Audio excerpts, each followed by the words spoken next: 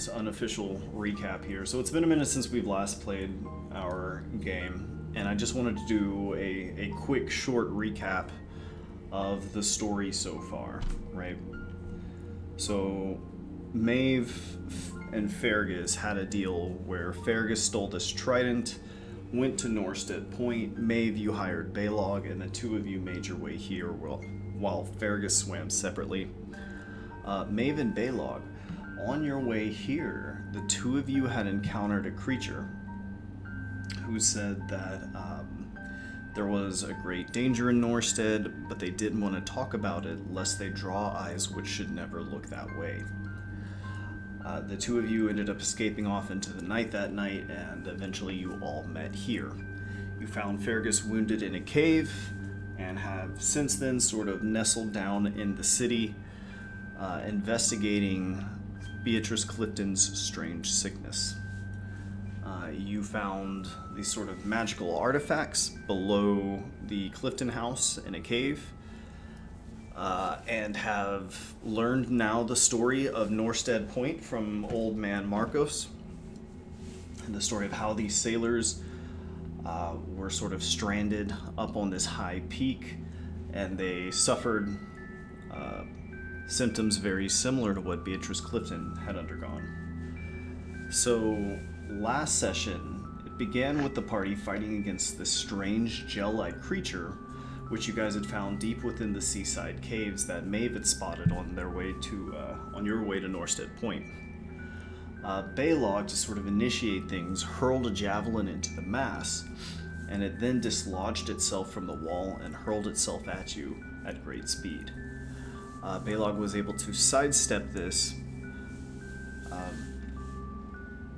and it splashed into both Maeve and Fergus and sort of swallowed them whole.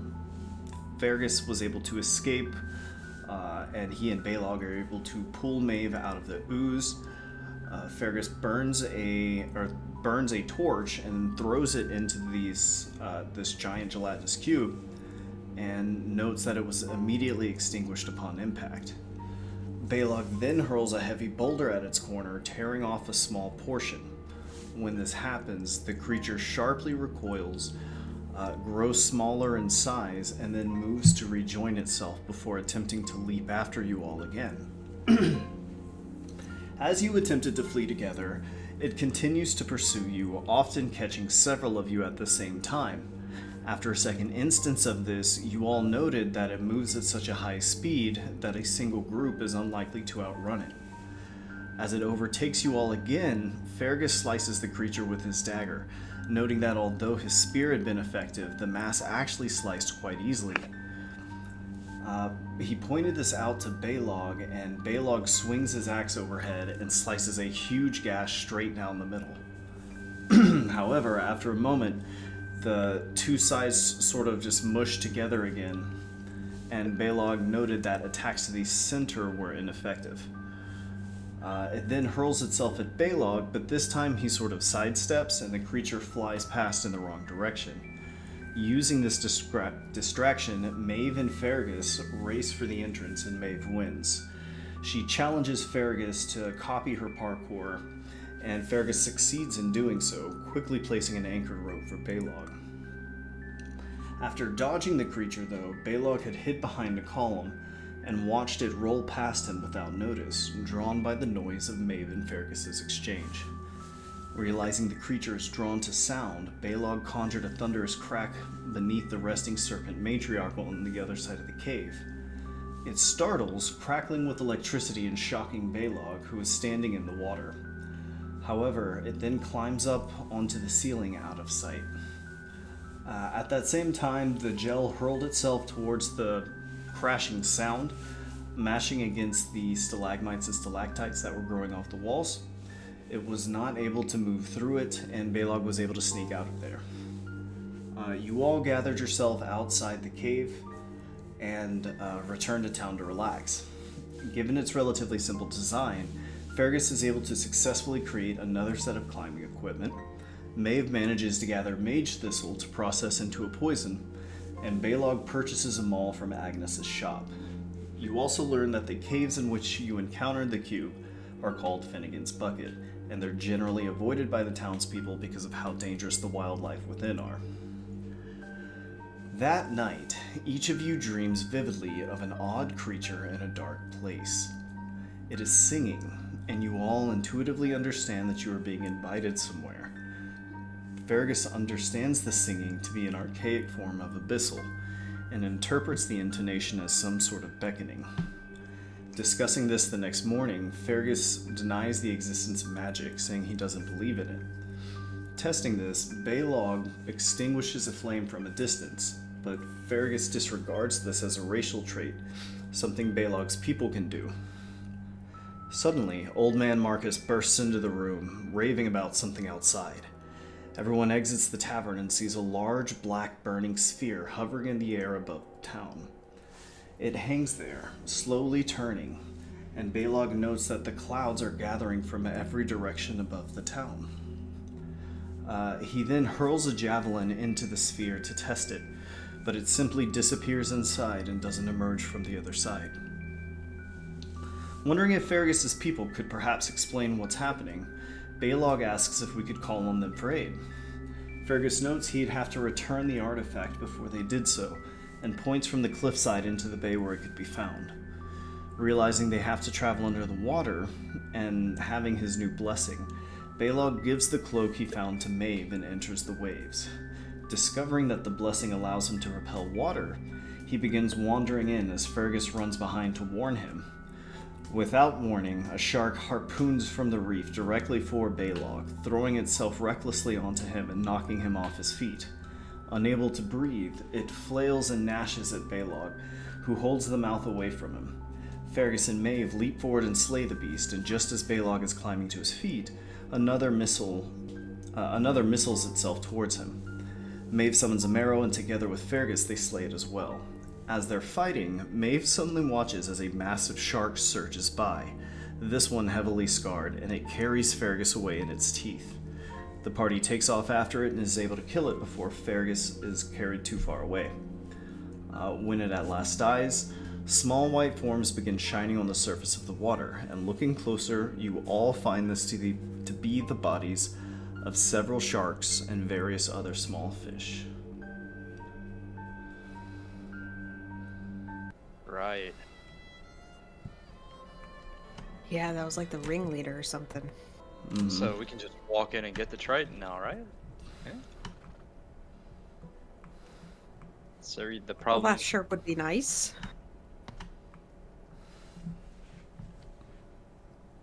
Alright. I'm still chilling. The water's like all like in walls around me. Where does I ask? Well, do I know about the Trident? I forget. Yes. Fergus. Yes, Fergus has explained it to you. Not in great detail. He said he had lost something important, I think. I don't know if you specifically outlined No, its I exact don't meeting. think Fergus meaning. told me about the Trident. Just told me about the artifact. The artifact, yeah, he kept calling it an artifact. So So he I does don't know about it, but vaguely.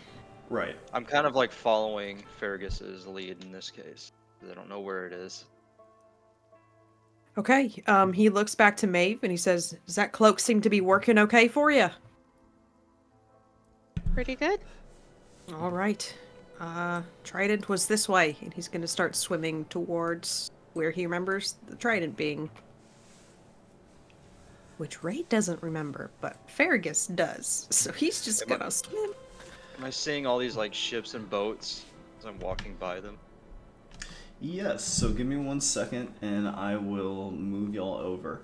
I just want to note that Maeve, you are the first one. Well, I think you tried swimming before, but now that you're not in like a smaller pool of water, this cloak is actually able to expand quite wide behind you, and it is giving you this vast sort of like Batman cape as you're sort of flowing through the water, but it sort of gently ripples, which is what's propelling you through. And as you're all moving through the water, you are going to descend into this ship graveyard down here. Ooh. Whoa, we got old characters on here. Sorry about that, y'all. Pop him out of existence there. Okay. So yes, you make your way below the surface of the water, now undisturbed by the creatures here.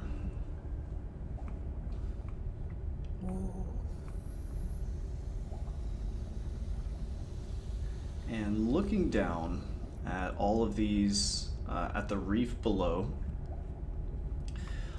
you're all able to see. And here, let me just sort of place you here. Now, Baylog, you will actually have to move on foot, so I'm gonna place you down here.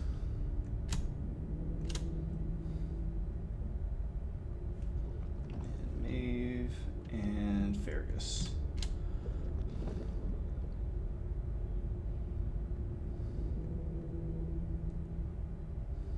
Okay, there we go. Okay, so everybody's down here. Now, Baylog, as you get deeper and deeper, you eventually are in like a small half bubble, if that makes sense. Sort of pressed against the surface of the ground, so you're actually traversing on foot here, and the water's being held off above your head. Yeah. And then Maeve and Fergus, the two of you are sort of able to swing around. Baylog, for your spines, you have 3 days left. Wait, who has 3 days left? You have 3 days left for your spine potion. Oh, okay. Mm-hmm. So looking at everything around you all here, there are several boats which appear to have sunk over time for some reason or another. And Baylog, you are sort of traversing by foot. Up ahead, all of you can see that there are these crab creatures down here. You have encountered their ilk before. These don't seem quite as large as the ones you encountered in the cave above, but they're up there.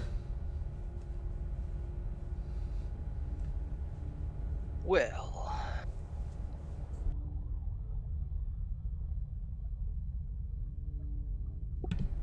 Have I ever seen a, is this coral or crystals? So this is coral. There was so much diversity, I didn't really know how to represent that, but essentially all of this multicolored stuff here is coral, various forms of coral in various colors. are all Wow. these supposed to be rowboats, or are they just placeholders for ships? No, these are all placeholders for ships. Some of these are much larger vessels, and you guys are just sort of wandering through here. Hmm. Mm-hmm. Okay. And Maeve and Fergus, the two of you can very easily just swim around, up above if you wish. But Baylog, you will have to either climb over something or just kind of make your way somehow.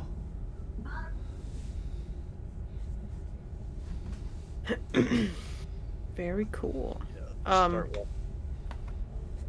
As we're swimming, is Maeve keeping up with Fergus? Oh yes, it is very noticeable, Fergus, for a flat-footed landwalker. She is soaring through the water with this cape, exceedingly quickly. It's a 60-foot swim speed, as a reminder.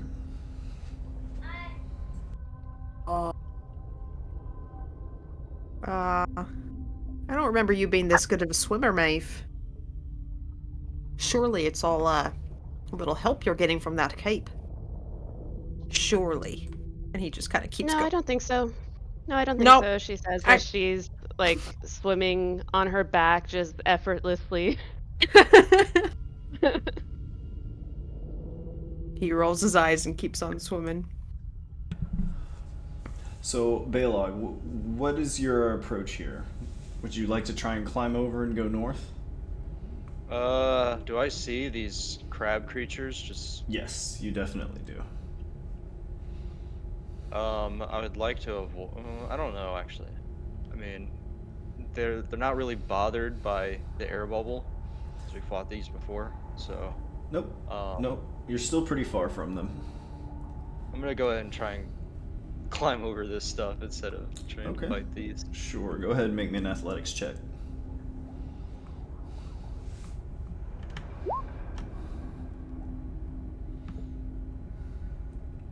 Okay, yeah, no problem, Baylog. So a lot of this stuff definitely sort of snaps and breaks under your crushing weight, right? But you're able to basically just climb your way up, smashing anything in your way.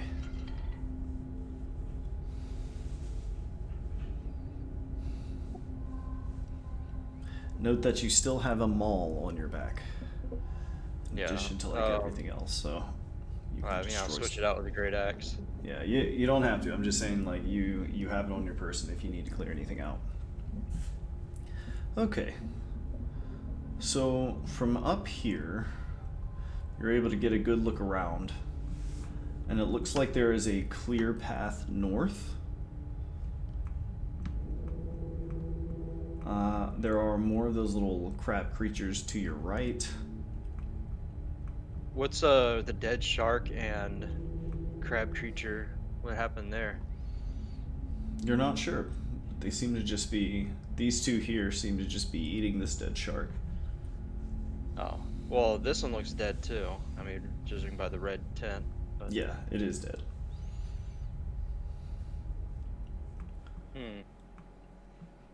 I'll just let them be. So when the rune shark dead, none of this stuff is aggressive, or Yeah, nothing down here is aggressive.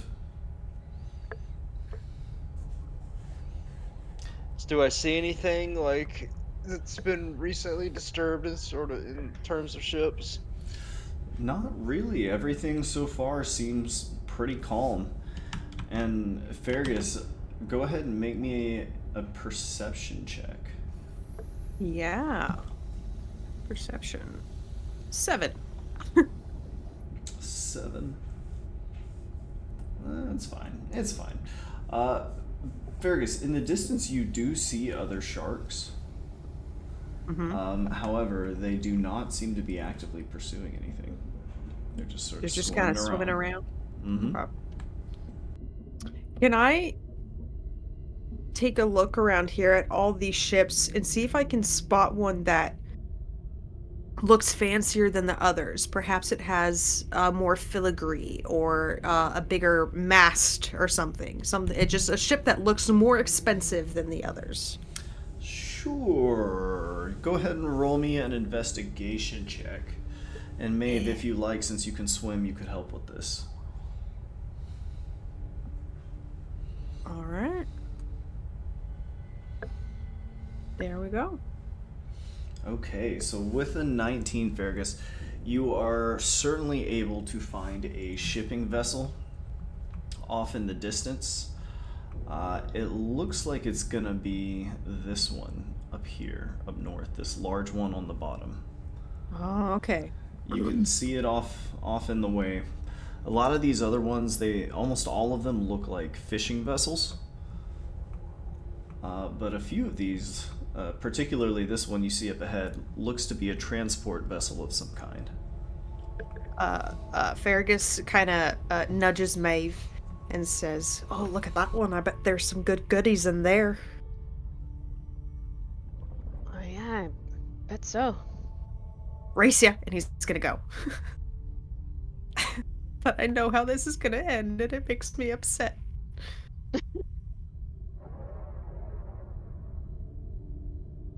So he's gonna go for that fancy looking ship. Yeah.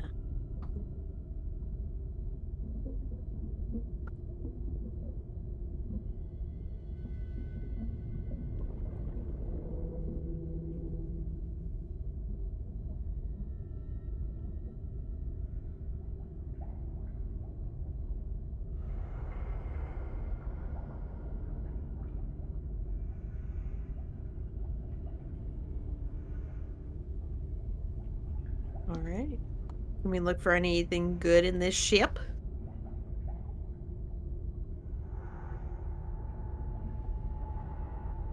Can't hear anything if anybody's saying anything. Oh, damn, I was muted. Sorry about that. Okay. So yeah, as you guys are swimming over, make me perception checks.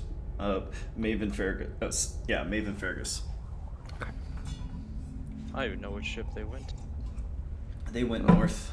You could see them swim off up Right ahead. here. Mm-hmm. Right over here, friend. Oh, you guys are camouflaged. Yeah, Map. kind of. Let me just check this real quick. I will say, Baylog, as Fergus is kind of swimming above you, you take note as you look up at him, his underbelly kind of shimmers and he almost blends in with the way the sunlight hits the water. So it almost looks like you're just looking up at water. Like you almost can't. He kind of blends in with it. He looks like the sunlight coming through the water. His belly does. Oh, predatory camouflage. Exactly. Nice, nice. So here's what happens, y'all. As you are swimming north over this clear stretch here, Fergus, Maeve is definitely going faster. When something suddenly catches her eye, and she's going to veer off in this direction, and you're able to pull ahead before you notice that, you know, hey, actually she's lingering down there. Stops and looks at her. Does she look okay? Maeve is staring at something in the coral. Cocks his head and slowly makes his way back over to her. What does it look like? It looks like this.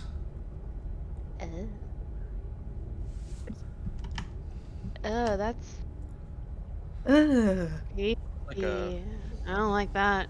No. I don't like it. I don't like it. I don't like Nope. it. Mm-mm.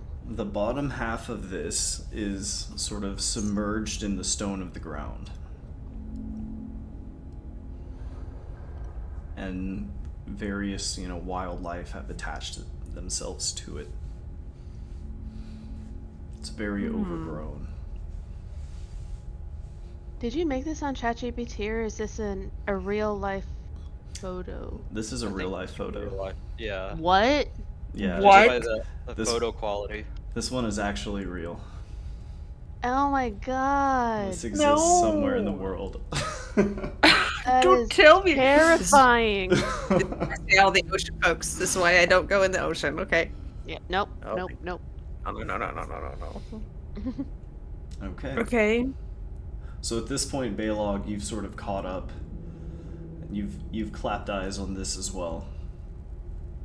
Is it, without touching it, just looking at it, is it made of coral? Is it made of stone? Is it some other something? Material? Yeah, it does appear to be made of coral, but it is also stone. It's distinct from like the rest of this coral around here. It's not like the coral, if that makes Baylog sense. is going to reach out and gently push it. It is stuck firmly, unmoving as the lower half of it is submerged in the earth. He just shrugs. Are there any etchings on this thing? Any carvings? Anything? Looking it over, it does appear to be quite overgrown. There's nothing apparent. Okay. You can make out some detail, which seems to indicate that this thing was not wearing like a shirt or anything like that at this time. Oh.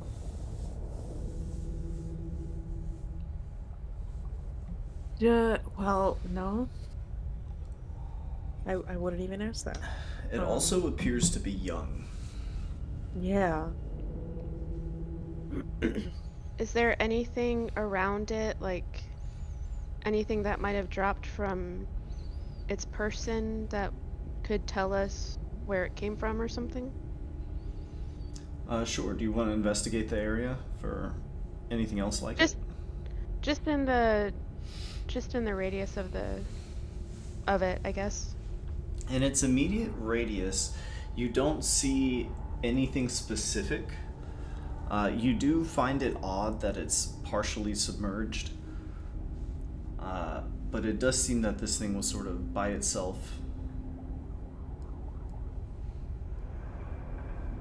The rest of the reef around it is vastly overgrown with coral, and it's hard to get a close look at, what's actually on the rock itself. Does this thing seem alive? Like the way that plants are alive? Fergus, you study it closely. Although it's heavily overgrown now, you can make out very distinct details. Such as, like, a facial expression that appears to have been captured. Facial expression.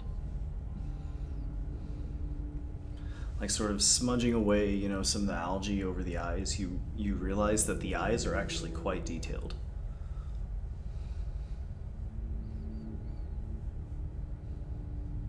What's the facial expression that it's making?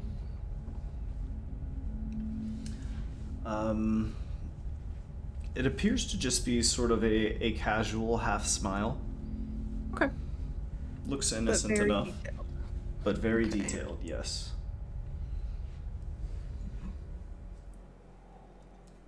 This thing gives me the creeps. Something about Me it. too. It's too detailed. I don't like it.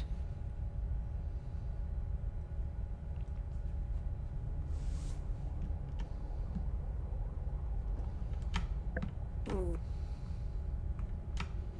I don't have anything else I want to investigate about it, I don't think. Maeve? Or Balog? No. It's creepy and I don't like it.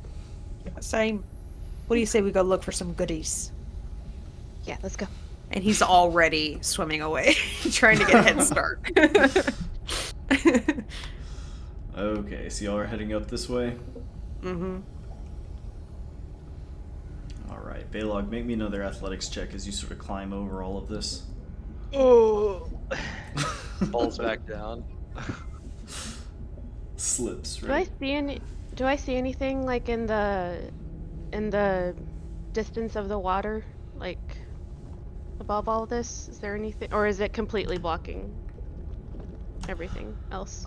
Yeah, as you sort of swim a little higher up to just sort of get a view of like all the rest of what's out there, you do see that the reef itself appears to be pretty calm. There's nothing like really disturbing anything.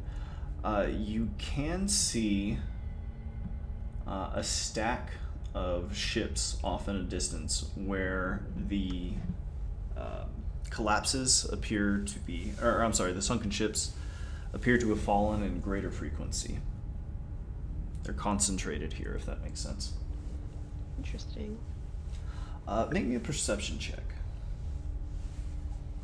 Me? Mm-hmm. Okay.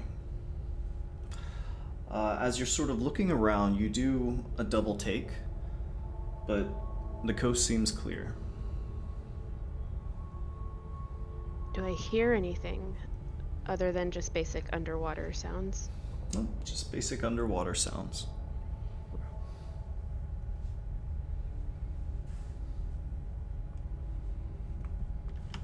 Okay.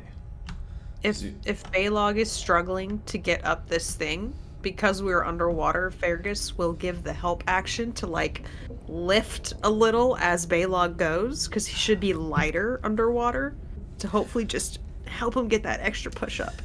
If you swim within Balog's space, you will drop into his bubble, like from the ceiling. Oh shit! I forgot about that. Mm-hmm. Never mind. He's sort of repelling water around him. Okay. And Balog, how's that athletics? He got an 8. He's fucking going around. Okay. Balog. Going the long way. That's hilarious.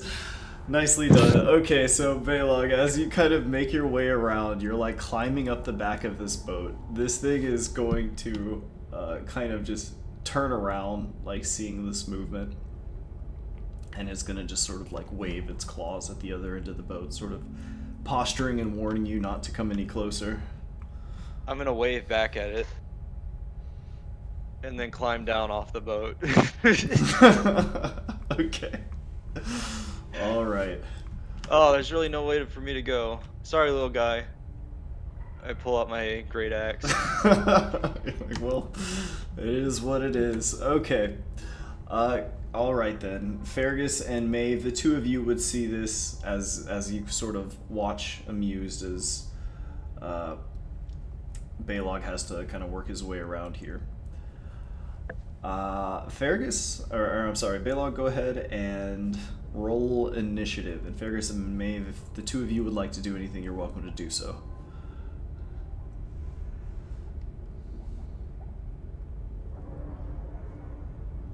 Where is my... Fergus will observe the first round. I'm gonna enjoy this. All right. You're swinging your great axe, Baylog? Yeah. All right. Ha! Oh my god. Oh my god. Okay. Okay. So I'll say, Baylog, as you charge forward, you make your attack, right? You're going to do a devastating 14 damage to this, which you can see very seriously wounds it. And you sort of lop off one of its claws, right? That is sort of waving about. And on its move, it is going to attempt to attack you as well, making 2 quick snaps at you. Does a 13 hit? Let me check my arm. No, it doesn't. Okay, then neither of these hit. And go ahead and roll initiative one more time. And Maeve and Fergus, if y'all would like to do anything, you're welcome to. So you watch Baylog fighting this thing over here. Crap battle. Have you ever seen a creature like this before? Yeah, we fought a bigger one in the cave. Oh, It shit. was bigger. It was bigger in the cave, so I think would me and Fergus just be like, "Oh, he's got this."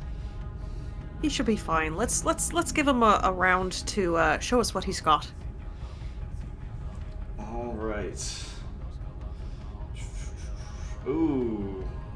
Baylog, this thing is going to suddenly spew a noxious yellow mucus.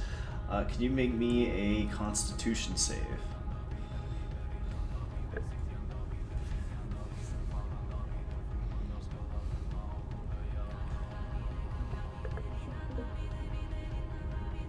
Okay, so Fergus and Maeve, as the two of you are sort of saying this to one another, you watch as this yellow fan of spray sort of shoots out towards Baylog here, and he swiftly sidesteps it.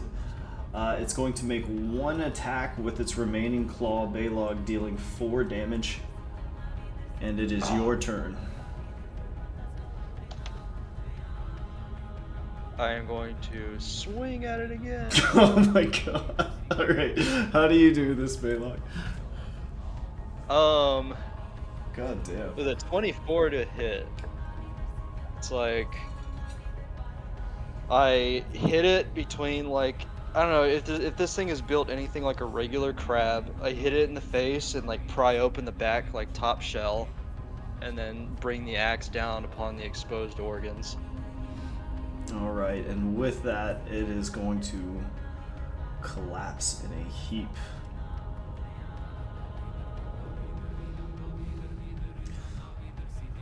Okay. Does the other one notice? Yeah, the other one's just sort of watching. It's kind of got its claws up. It's not advancing on you. I am going to gesture for it to shoo, to run away. Make me an intimidation check. Shoo. Shoot, get out of here. All right, that's fine, Baylog. As you sort of like wave this one away, and you like kind of ease closer, it's gonna move away out of your space here. That's what I thought. All right, y'all. Everybody, as you guys investigate this transport ship here, there doesn't seem to be any particular way in, but Baylog, you note that this wood seems sort of rotten and soggy and long aged at this point.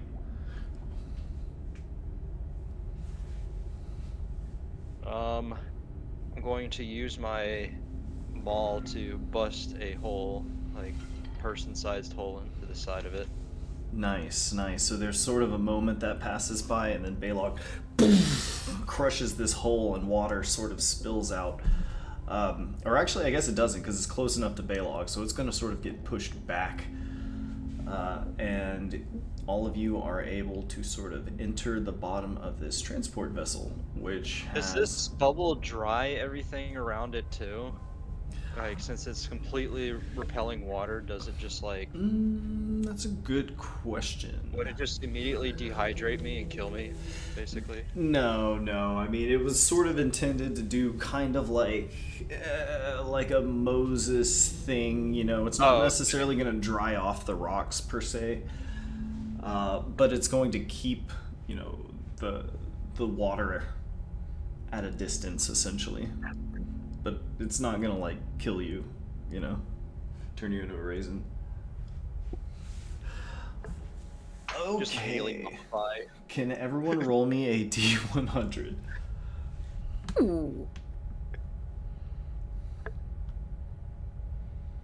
Nice, very good. Oh my god. Incoming potions. Oh, nice. Okay, 1 second, y'all. Okay, so as you're all exploring this ship, you see that it's full of various crates, and prying open these crates to see what's inside, you're able to find the following. Maeve, you find 5 uses of oil of slipperiness. This basically gives you freedom of movement for 8 hours. Oh my god. Okay, that was five uses of oil of slipperiness. Mm-hmm. Okay. Ray, you have Yes. 5 uses of dust of sneezing and choking.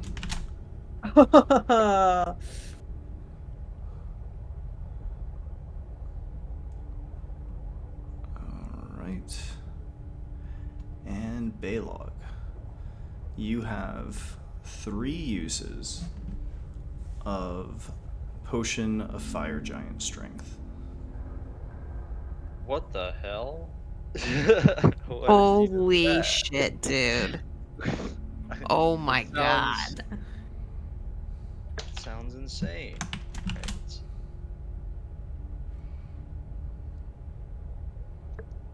Okay. And I'll post these all in the chat here for us.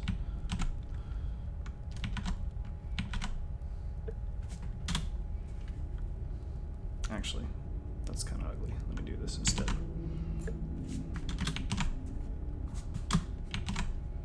Here you go. So you guys can kind of reference what all that does. Okay, so you find these various products, which, looking at these sort of finely sealed boxes, appear to be high-value products. And you are able to take a lot out of it here. Is there anything else you guys are wanting?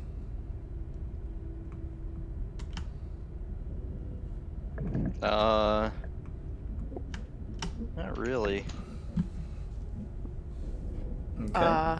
Baylog, Yeah. actually, before we leave, would you mind assisting me with gathering some food for later. I imagine we'll be quite hungry after we finish all this day. He walks and looks over to the crab and grabs it and begins tearing bits of shell and chitin as he wants to harvest the crab meat within. Okay, no problem. You are certainly able to do so.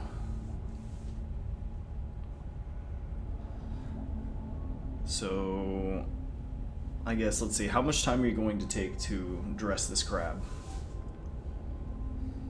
I want to portion it out, like, I'll basically, yeah, I just want to, like, take all the meat I can from it. Okay, okay. Go ahead and roll me a survival check. Fergus will assist him Yeah, go right ahead. by pointing out the weak points in the shell. I don't know. So y'all can both roll me survival. It's- I'll take the higher.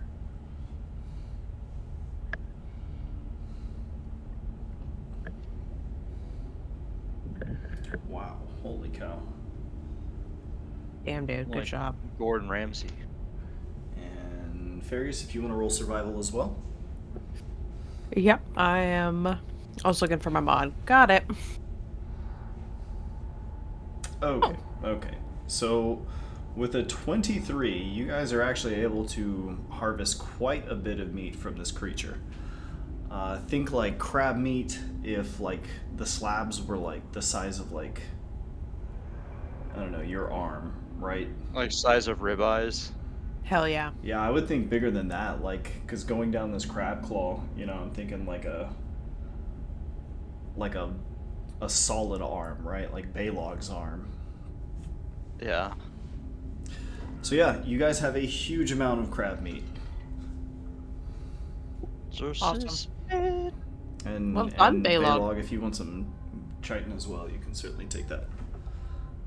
Yeah, I'm gonna take it too. Chitin. I'm pretty sure it's pronounced chitin with hard k, I think it is chitin. because the adjective version is chitinous of that word. That's true. That's true. Okay. Yeah, a kid me like played Morrowind back in the day, and it just got drilled into my head the wrong way. Chitin. Yeah. Chitin spear. Okay, so It has yes, some of the best looking armor. It The does. chitin Mhm. stuff. It does. Okay, so you are able to proceed from here. Climbing atop the ship, because I had mentioned that you guys were able to kind of see this before. Go ahead and roll me a perception check, everyone, to sort of just see what you can see from here.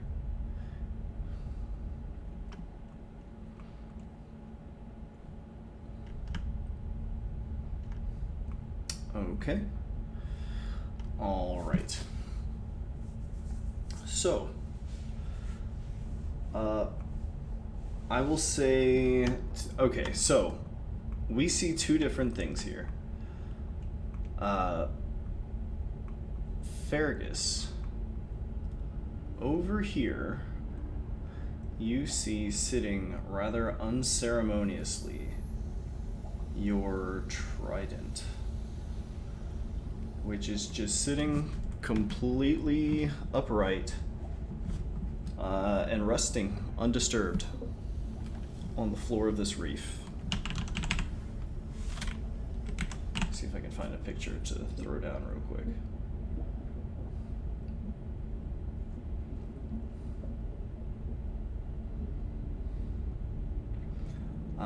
And Baylog, you see another set of unusual looking statues. Yeah, these look the same as the other. You can't quite tell from this distance, but it seems likely.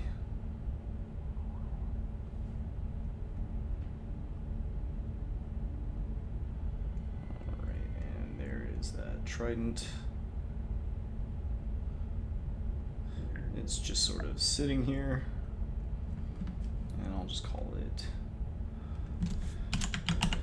Fergus's trident.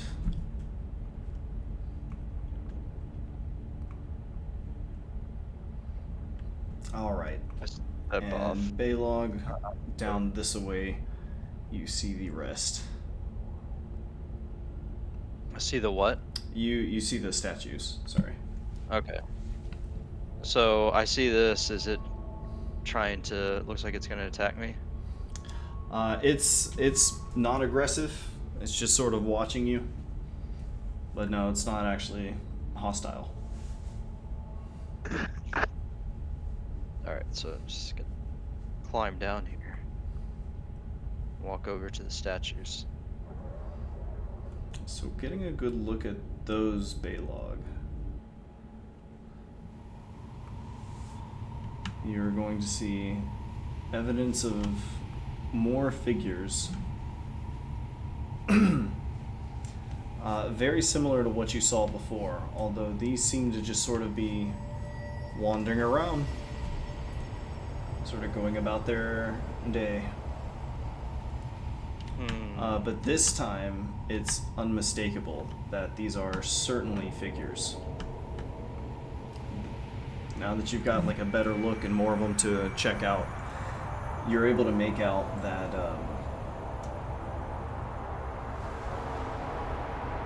so I'm gonna turn the music down just a hair. You're able to make out like all the details on their face, that kind of thing.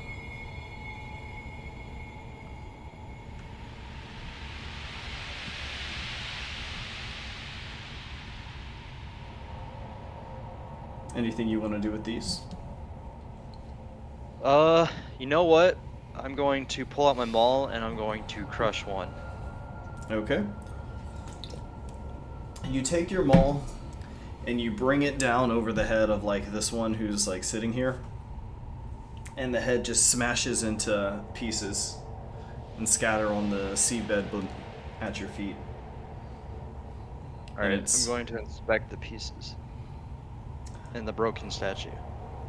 The pieces appear to be made from this very dense, like pink coral stone, right?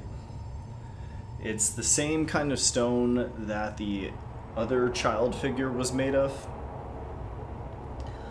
But it's not like rock, right? There's a distinct difference in color. But the headless figure just sort of kneels before you. So the part that I smashed off, like, what does the cross section look like? Is it just like dark algae covered on the outside, but it gets like pinker, like the closer to the middle? It looks like dense stone through and through, but it's all the same material. Oh, okay. So it's almost like solid. But the color, I mean. Right, as far as the color goes, it's a solid, uniform, like dense pink. Okay, never mind. Right. I think what you're thinking is like, is there going to be color differences because of material differences on the inside? Well, no, like if this was an actual person that was just petrified, like, you know. Would you see like skeletal, like signs Yeah, of that like- or something like that? Finds a skeleton and organ. Yeah, so I would say as far as the coloration goes, the color is uniform. You can make out in the broken stone that there does appear to be like differences in material within. But the color is all just sort of pink. You can just kind of see how, based on the stone broke, how it would fit together.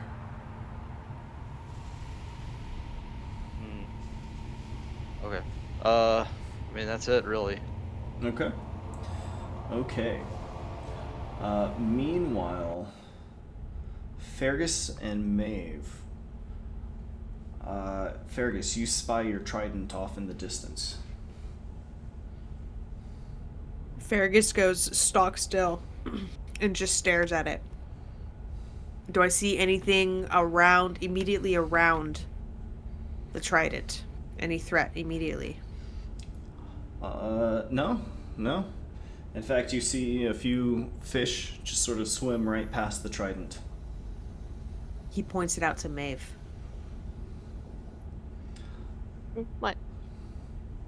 There, it's right there. Do you see it? Maeve, you do not see it. No, what am I looking for? right there, right? And he like gets her closer, and he's like, right in the middle of those shits is that glinting gold looking one right there, and she just doesn't see it. Nope, she does not see it. Okay. Okay. Well, I see it. It's right over there. We should. Well, what is it? What are we looking at? It's the trident, Maeve. It's the. Oh How does he shit. have- Yeah. He like gestures in frustration. Yes, yes.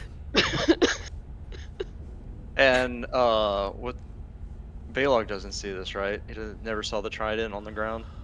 No, but you can, looking back at Fergus and Maeve, Marigus and Faith. Marigus. Looking at Buddy name. at Maeve and Buddy name. Fergus, right? Y'all can you can see Fergus excitedly pointing at something off in the distance, but he doesn't seem to be pointing at anything you can see. Sort of pointing at an open space. Can I still not see, even if Fergus just pointed at, like, said what it was and I know what I'm looking for, can I still not see it? Yeah, you still don't see it. And Oh, wow. Balog, you sort of wander out to where you see Fergus pointing, and Fergus, you see Balog walking like right near it, but Balog, you don't see anything around you. Fergus sees Balog getting close to it, and he's going to sprint forward. Or I guess, I don't know, the swimming version of sprinting. I don't know what that is. Right. Dart forward. Yeah, Fergus, at this point, Balog's not even looking in the right direction. He's just sort of walking right past it. Okay. As he's like kind of going north here. Yeah, Fergus is going to go for it. He's gonna stand right next to it, look at Maeve, and point 3 inches away from it. And then he's going to grab it. So Maeve, Oh. what you see is Fergus pointing at this sort of empty, open space.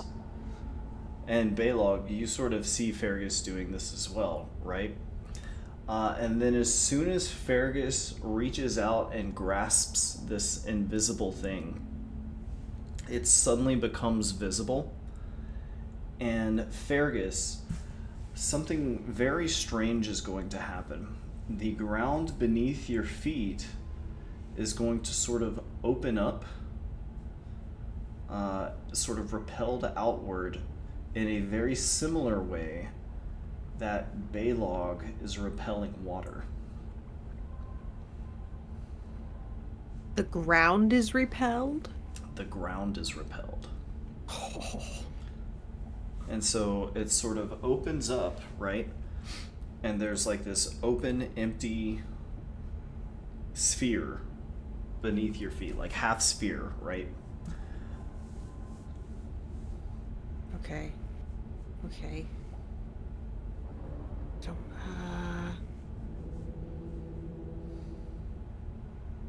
I don't know what to do with this.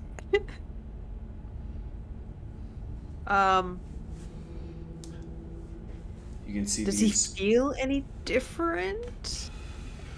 No, you don't feel Okay. any different. You feel relieved having reclaimed your artifact, right?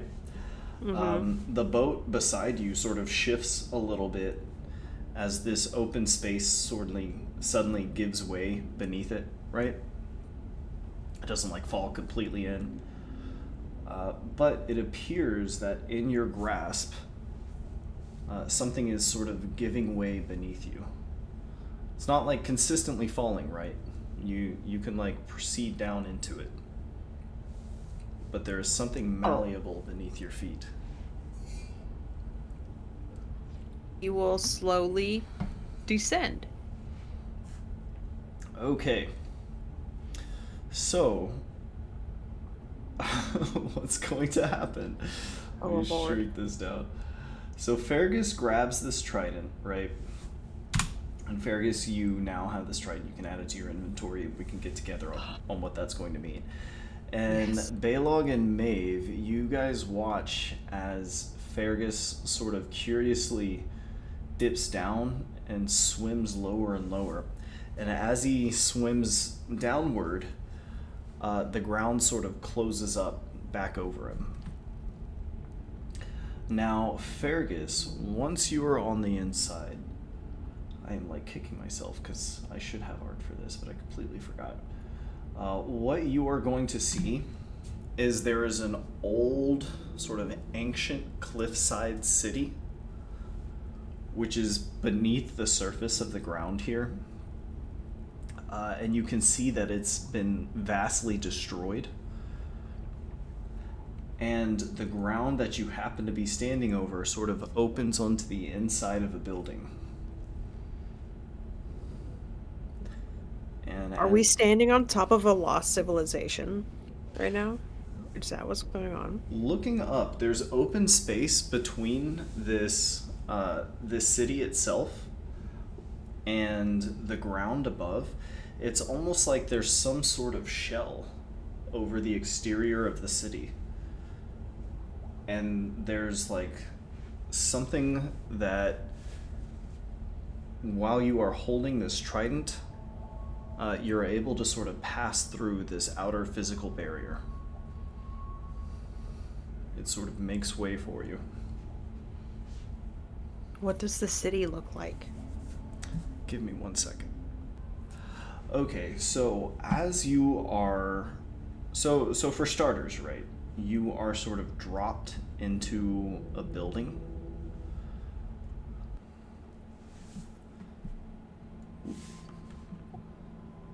Whoa.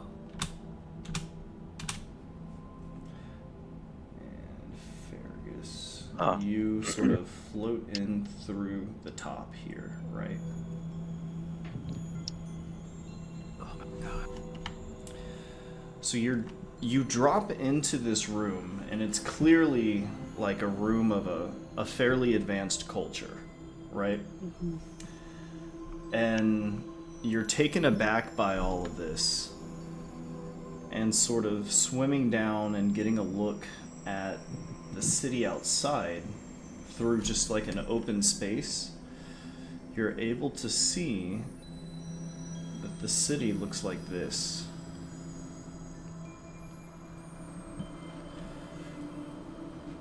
So the city itself is underwater, and it's sort of built into the coral. And there's this sort of outer shell which you can see out from, but from the exterior just looks like a natural land formation. So to give you an idea, right, let me break this down. It is a illusory terrain spell, right, which protects the city. So just so everyone can kind of conceive of this, it's basically real on the outside and an illusion on the inside. And while you're holding your trident, Fergus, you're able to pass through this. Mm-hmm. Mm-hmm. Roll me an insight check, Fergus. Oh my god. Yes, okay. 11. 11. Okay, you don't quite catch it yet. Damn it! Okay. All I right. think he's just in awe of everything he's seeing right now. Like, this is the last thing he expected to see down here. As he's looking at this cliffside coral city, does it look inhabited? It does not. In fact, it is currently dark. There's nobody here at all.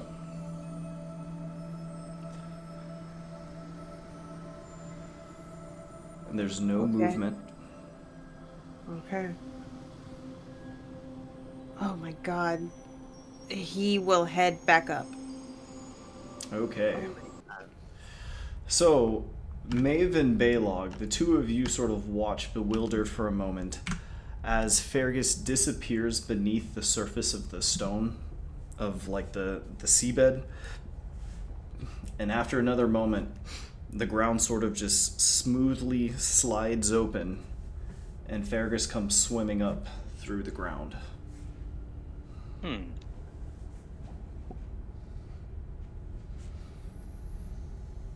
Where'd you go? Don't know. He looks really shocked right now. There's a city down there. There's a city. There's a room. But it was abandoned. Nobody there. There's an entire there? city down there. He just keeps saying it because he can't like wrap his head around that. He's very visibly stunned by whatever he discovered down there. Wait, do you mean ruins? It was like, and then he tries to describe what he saw, the coral, the civilization like built into the coral with layers like clam cakes, which is what they call pancakes. Yeah, now keep in mind keep in mind the ground beneath Fergus's feet at this very moment is open, right? It's like parting ways around Fergus. How thick is this shell? I would say it's probably like 10 feet or so at this point. 10 feet. Mm-hmm. And how wide is the area around Fergus in which he repels Earth? Probably also roughly 10 feet. It's like a small space that's allowing you to pass through. So if he descends down a little, he can essentially create a window for them to travel through? Correct. He does it. Okay. Come see. So Fergus is going to lead you all down into this temple.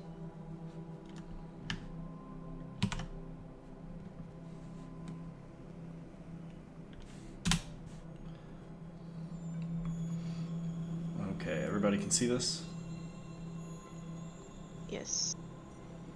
Nope. Okay, beautiful. So yes, as you are all sort of dropping into this place, you can see there's a very extravagant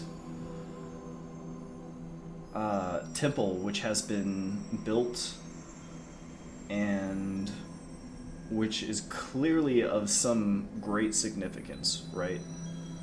A lot of effort went into creating this place. And Baylog, as you drop, you are going to drop very quickly. You're actually going to free fall.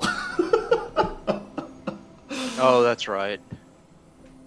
So let me think about this. How do you want to do this? Do you want to try and sort of jump and make your way down? You have a pretty far fall ahead of you. It looks like I can just climb down instead of jump down. Yeah, we'll go ahead and say you're able to kind of roughly make your way down. But anyways, yes, reaching the bottom of this, there does appear to be a main corridor, and you're all sort of taken aback by the beauty of this place. Does being here have any kind of effect on me being just a normal human? In what sense? I don't know, just a different feeling or just anything, since just any kind of different feeling, I guess. I don't know. Nothing particularly stands out to you. It's clearly a place of great significance, but outside of that, it's just a location.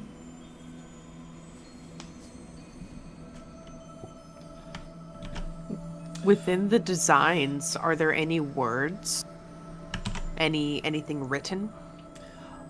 There is a lot of stuff written, Fergus, but it is not in a language that you are familiar with because it is not an abyssal. And looking at this, you're realizing that this place predates abyssal.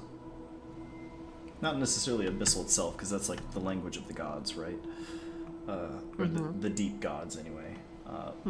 But it predates your people descending to the abyss. Oh my god. So this place is sacred. This place is sacred. This is a civilization that would have existed a long time ago. Fergus probably looks a little pale as he comes to this realization. Yeah, like your people wouldn't have even evolved to what you now are. Wow. So there is a path to a main corridor.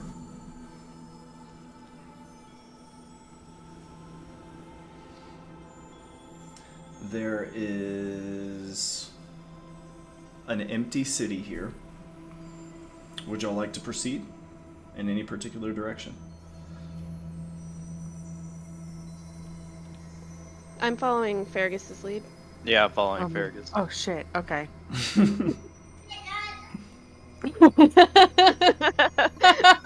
That was great. Fergus, first of all, he will walk into Balog's space.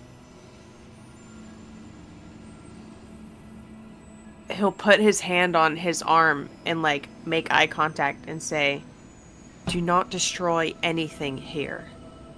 Even if it's a creature. If we can, we'll try to make friends. Understood? This place is sacred."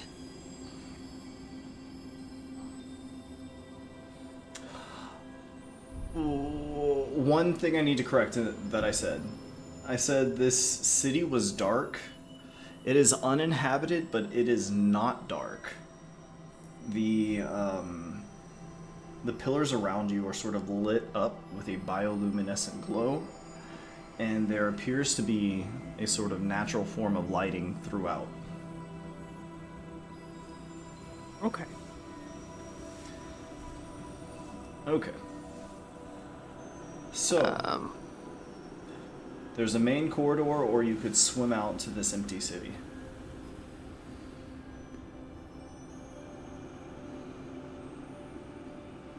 Main corridor, I guess. Alright. So you all follow Fergus throughout this temple. And as you proceed, the corridor is eventually going to open up into a large room. Sorry about that. Let me change this music here.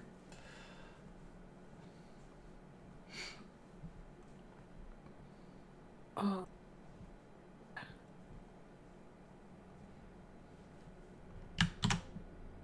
Just such cool art, dude. I'm really excited for y'all to be here. Yeah.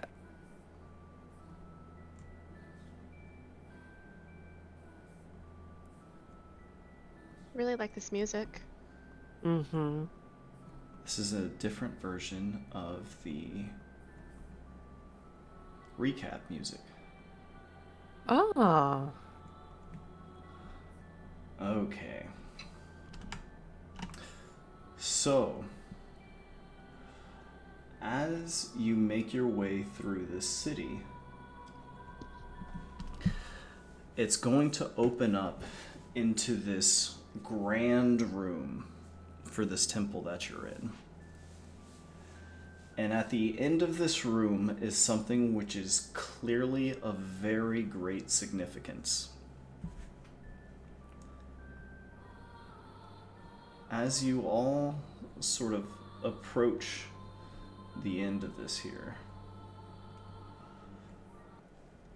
Oh, damn it. Hang tight. Gotta change this song one more time.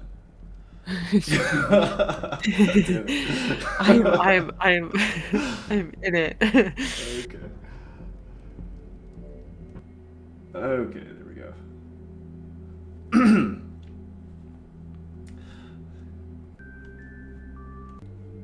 Okay, here we go. So, You all approach the end of the room, and you find featured quite prominently is this churning ephemeral sphere. And as it slowly turns, it sort of cackles with power. Let me see if I can share this on the map any. That might just be part of the map. Yeah, it is. But essentially, it is this iridescent, so it's like glistening all sorts of colors, right? And it is this beautiful, cackling, energetic sphere.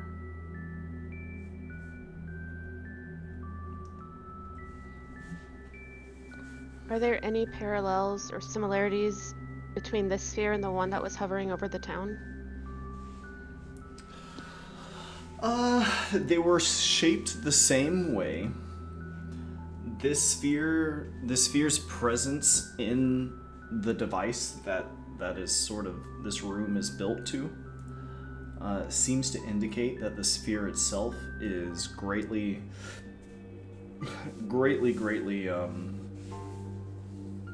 powerful, right? And it appears to be powering this device. However, Maeve, make me a perception check or an insight check.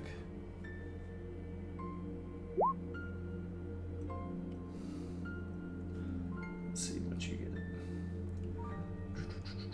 Okay, 17.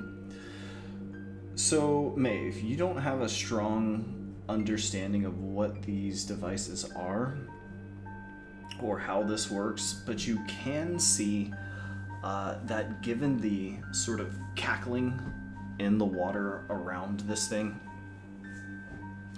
that what you're looking at, let me see, how do I describe this? It's sort of like,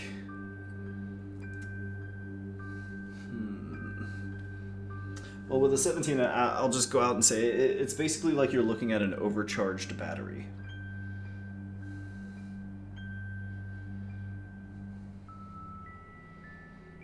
The light that it's giving off, is it similar to the light in the necklace that I found? Yes, I would say so. I'm gonna pull up the necklace and see if, I guess, it reacts anyway with this sphere, with this orb. It does not react in any particular kind of way. Particular way, okay. However, as you approach it, there's a soft, you can see just like the sort of particles that gently, the light that gently floats around this thing, sort of tug softly in your direction as it's sort of loosely pulled by gravity while they go about their orbit. Oh, okay. Interesting. And getting close to you, it doesn't harm you in any kind of way. Does it feel a particular way? It actually feels Okay. very pleasant and energizing to be in the presence of. All of you, just being in its presence, you can feel how powerful this thing is. And Fergus and Maeve, the two of you being from a criminal organization, you very quickly come to the conclusion that this in and of itself is an artifact of some kind and appears to be of great significance to whatever built this temple.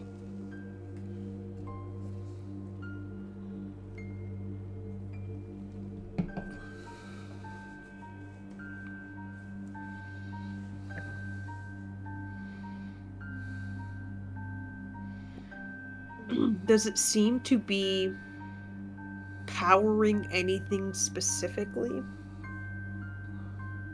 Connected to anything specifically? It seems to be like I would say that these columns behind it sort of glow with the same kind of light, and that running down this device here, you were able to make out that it seems to be funneling energy into whatever this device is.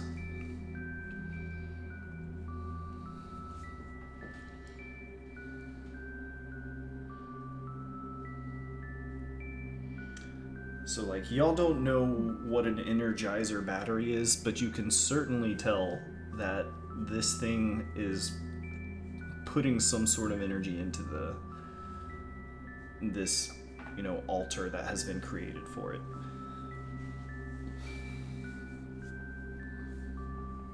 Wow.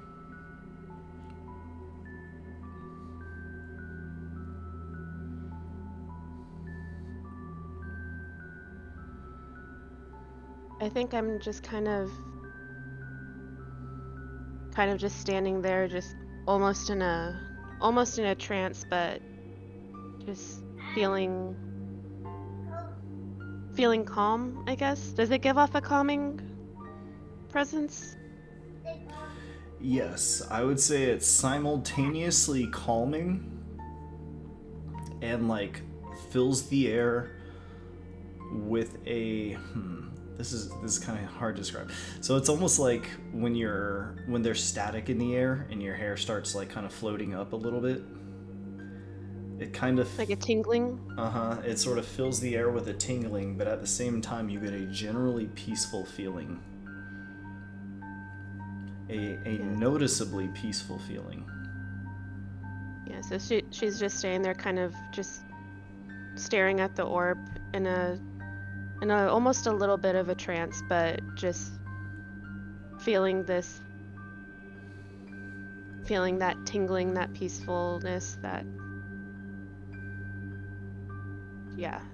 she's just kind of almost in a little bit of a trance.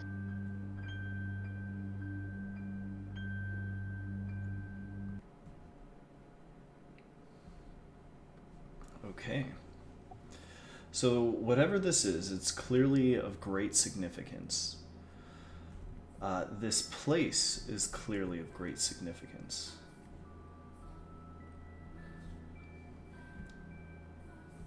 Is there anything you guys would like to do? Did you say that these were pillars behind us? Or in front of us, I mean? Mm-hmm. Yeah, they're pillars. Okay.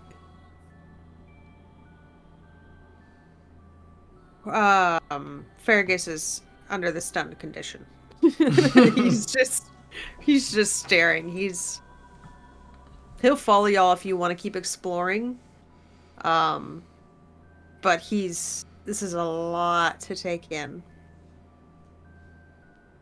And he's trying to wrap his brain around it. Oh man. So I would also say that from here, there's a pretty open space out to the rest of the city. If the rest of you like, you could view what the city looks like as well.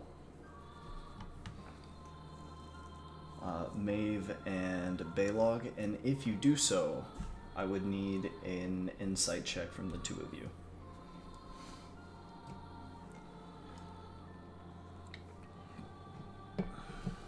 To explore the rest of the city? Just looking at the city. Okay, I'll Yeah. Okay. remember where I am. Oh, I failed that insight check. Okay, give me a quick second. Okay. So Maeve, looking out over the city, you do notice something.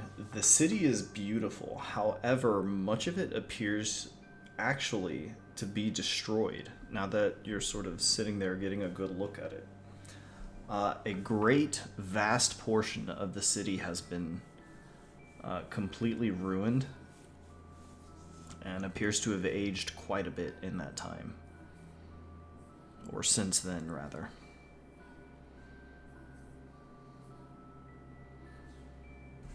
So the city is there ruins at this point? Yes.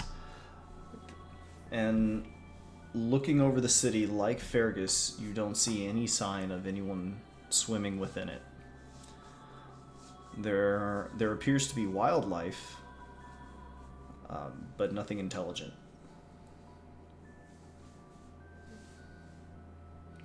So you guys have essentially found this abandoned city.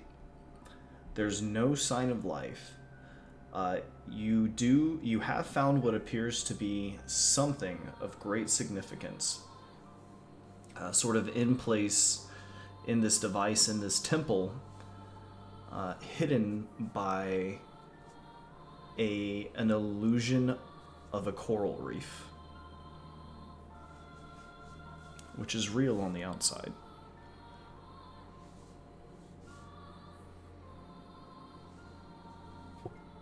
Okay. Well, Ray really wants to explore this city, but I know we have other plans, and we have because what were we originally came, did we, I don't even remember what our original. You just came to get the trident.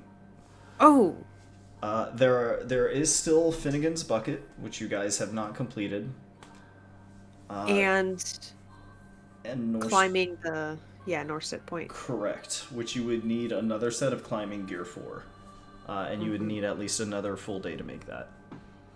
Or long rest, rather. So you could make that, like, tonight, right? But you'd have to rest up.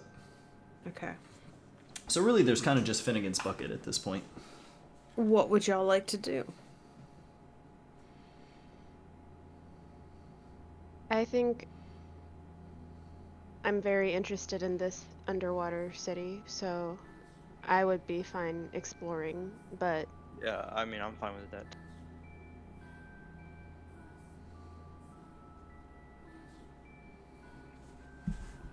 or maybe it's just the music that Emily really likes. Just this music. You just want to keep the music. Okay. Yeah, then I guess we will keep exploring this city and walking around. I guess all the while I will be looking for anything that looks familiar in any way. Like a singular character in a word that's on a wall, or a design that looks like home. Anything. Okay. I'll be looking for any signs of life, like intelligent life that could still be here, or who they were otherwise. Okay. Let me think for a second. So something all of you are able to find all over the place are these very intentionally grown statues of a 6-armed crab. They are all over the place. Y'all don't have a lot of context for what that actually means, though. You just see it very frequently, and whatever this thing is, it seems to be treated with reverence. Oh, speaking of which, how much crab meat did I get from that kill? I think I specifically said like a huge amount. I didn't really quantify it. I guess it kind of just depends. It was a pretty big creature. It's like the size of one of you guys, right? So how many potions would that make for meat scavenging? Oh, I see. Let's see. I would say that would give you like 4 meat. Because it's a pretty big creature. So you have 4 raw meat. And I believe each one can be cooked. Okay, so let me think. Is there anything in particular in this ruined city that you guys are wanting to take a look at?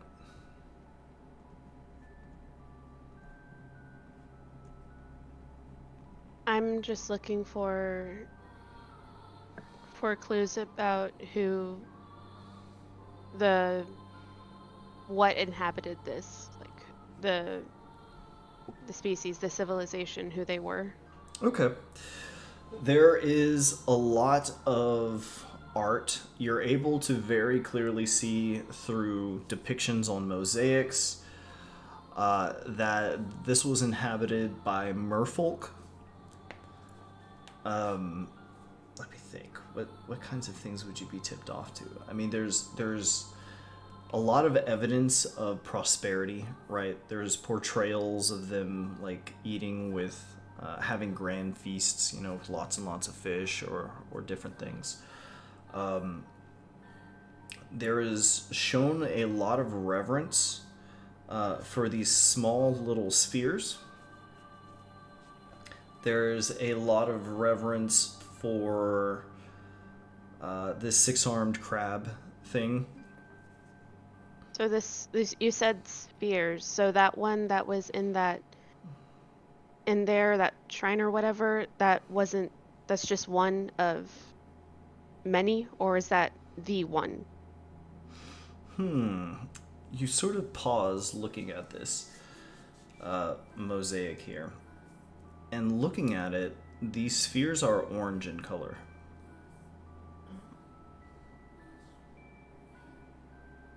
In the mosaic, if there are people there, how big is it in comparison? It's about the size of like their head. In the mosaics, they're depicted as sort of like the little figures are sort of holding these things above their heads. And yeah, they're like bowling ball sized. Okay.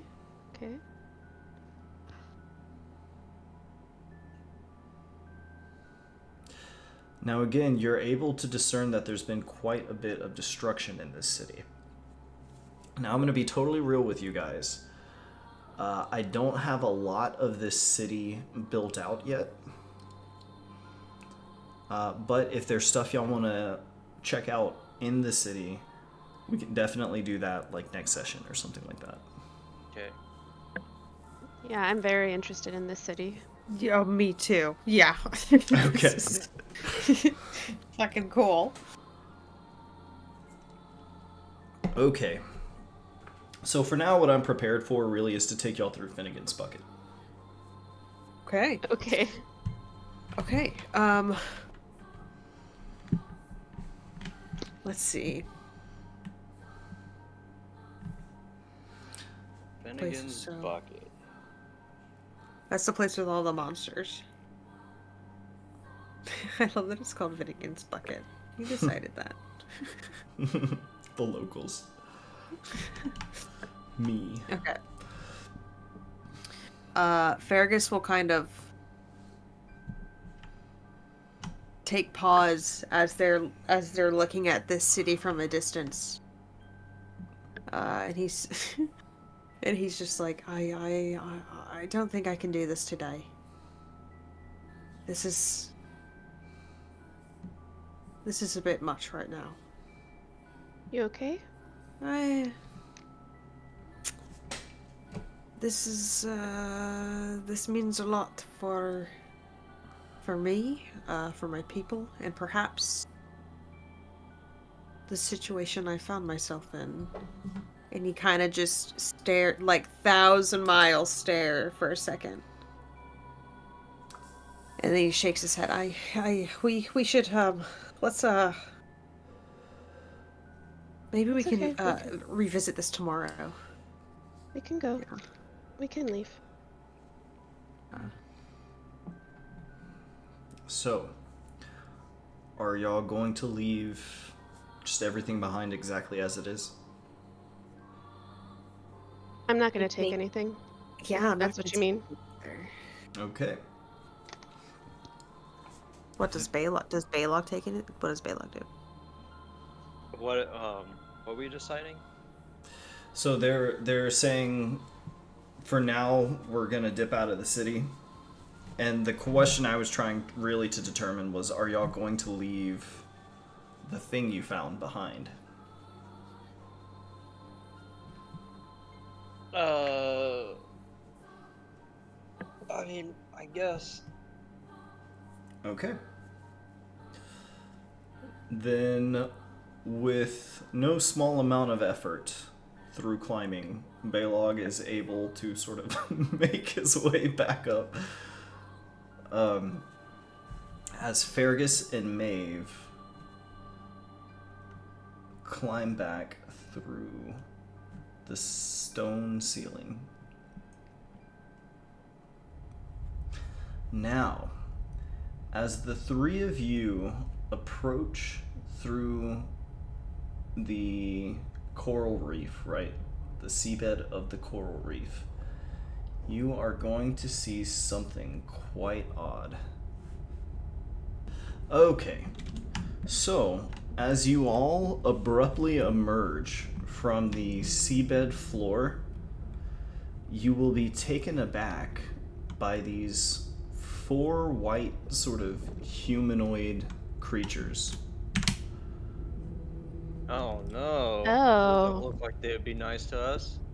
Look at how long their fingers are. That's like underwater rake. Underwater what? Underwater rake or like skinwalker or something. Oh, okay. I didn't know what you mean by rake.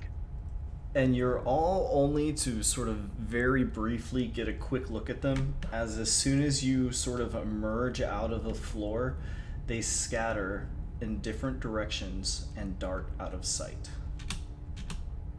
Can Fergus use Emissary of the Sea to yell, "Wait!" You Just certainly to see can. if they respond. I don't know. You certainly can, but they do not respond. All right. What was that? What were those? I don't know, but I don't like it. God. They're like, we're coming for you. You did something wrong. Yep, they were all sort of kind of lingering around this area when you all just kind of emerged from the floor suddenly. It was like they were watching us while we were down there.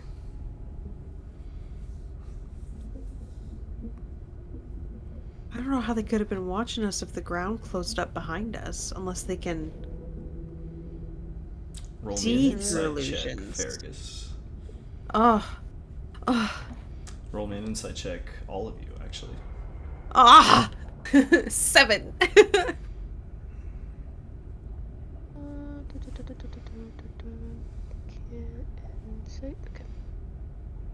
Okay. Okay, so as Fergus is sort of wondering this aloud, Maeve and Balog, the two of you realize... Actually, Balog, did you get a nat 20? You did! Yeah. Okay.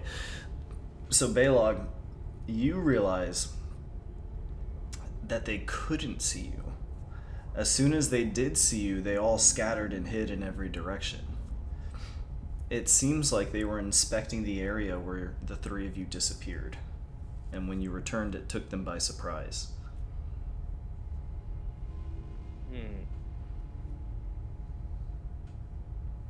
They're probably looking for something down here for us.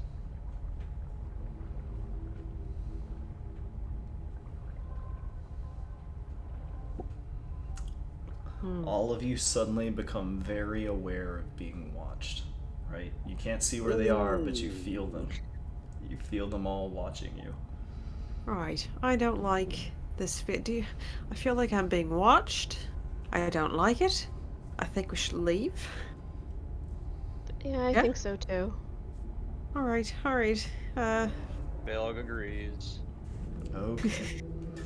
So with that, the three of you are going to make your way back to the surface, where you approach by the beach. While we're swimming up, I want to look back down and see if they're still there. Like, do I see anything while we're swimming back up? And I Roll look down. me a perception check.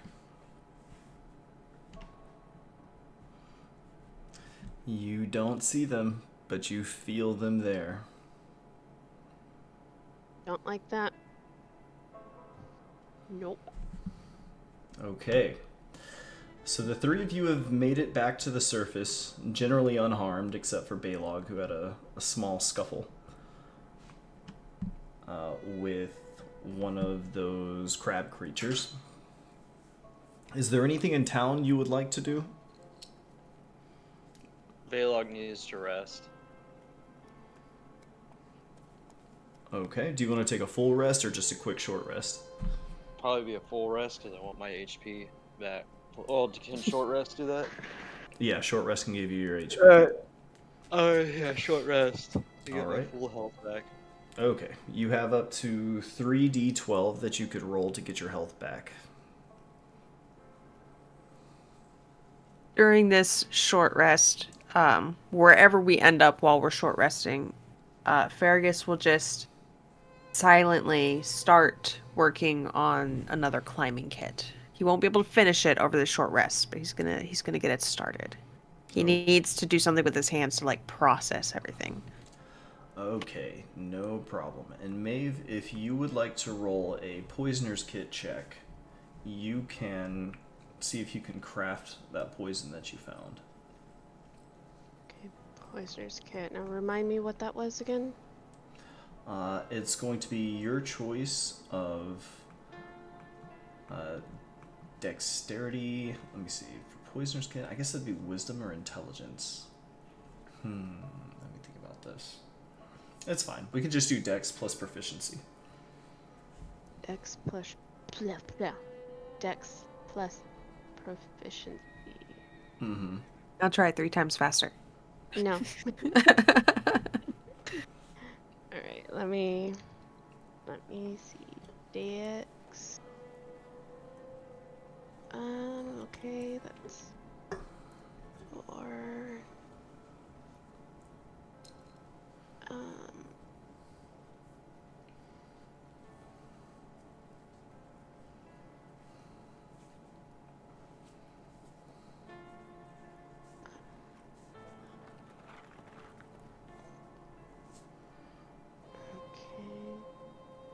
Dex plus proficiency, okay.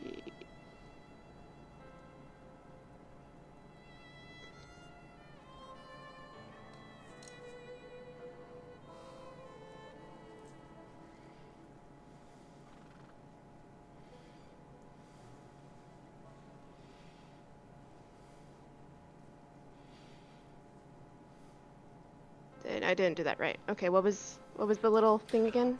It's /R. Oh, Forward And slash. then it should work after that. okay.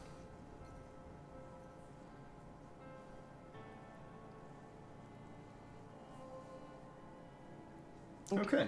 Very nice, very nice. Really? Okay. All right. So you're working on this, Maeve. You realize it's going to take a little bit to develop this potion, or this poison rather. But you have begun your project. Okay. Okay, so all of you are basically just sort of gathering your breath on the beach. Baylog, I believe you're fully healed again. Okay. He Anything said else? BRB Oh, he did. Okay, no sweat. in the chat. No sweat. In that case, we will wait for him to return, and No we will problem. pick this back up in a couple. Okay, so you have all taken a short rest on this beach, and you've basically prepared yourselves to return to Finnegan's Bucket. So, moving you all there.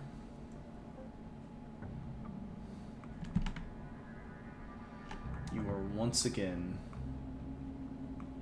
Where are you guys? You're not down there quite yet. You are back up here at the entrance.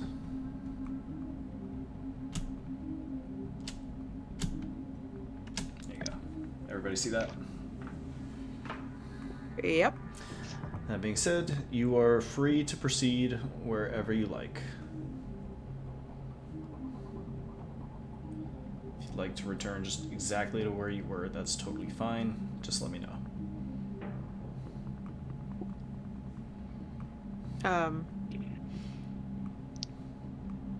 Fergus will just turn to Balog and say, I'll let you lead the way, big man.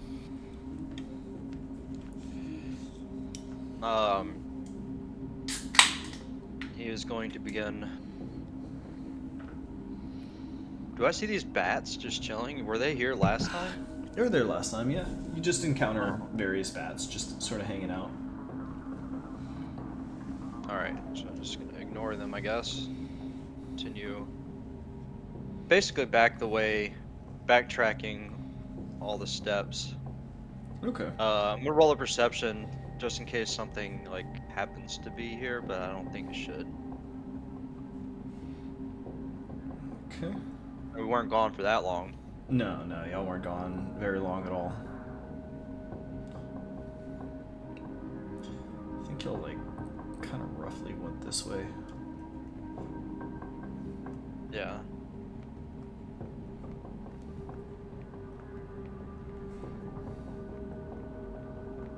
I leer at this worm, dead dangling worm, as I walk by it.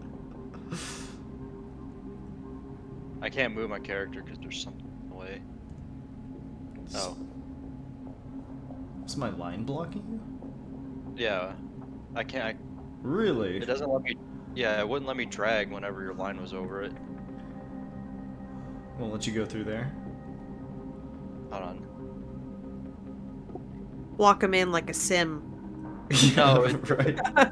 No, it's just like have you? Oh, actually, have you ever like found an ant and used like chalk to like imprison it, like drawing a circle around it, and the ant No. doesn't like to. Yeah, ants don't like to walk past chalk, like sidewalk chalk for some reason. Interesting. Did not know that. Yeah, it's like the talcum is like overloading their brain or something. Okay. But yeah, we used to make like prisons for like fucking ants. Oh my gosh. Okay.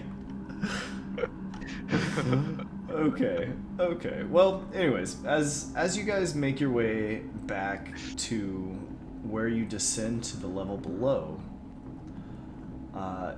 you return to where Fergus had set the python and rope. Would you like to make a plan first before you descend? Everything you guys know about the gelatinous cube has been posted in the recap, posted in chat. Yes.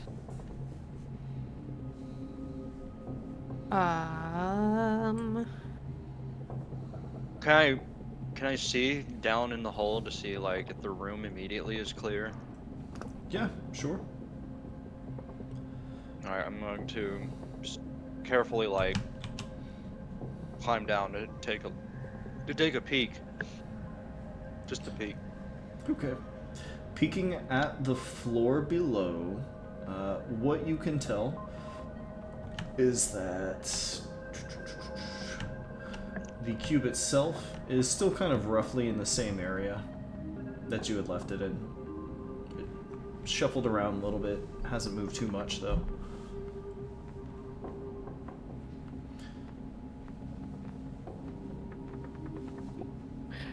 Fergus remarks, right, so last time, Balog, when you made that really loud noise, it seemed to immediately be drawn to it. Maybe we could use noise as like a distraction and make noise come from a bunch of different parts. Are you able to do that sort of thing?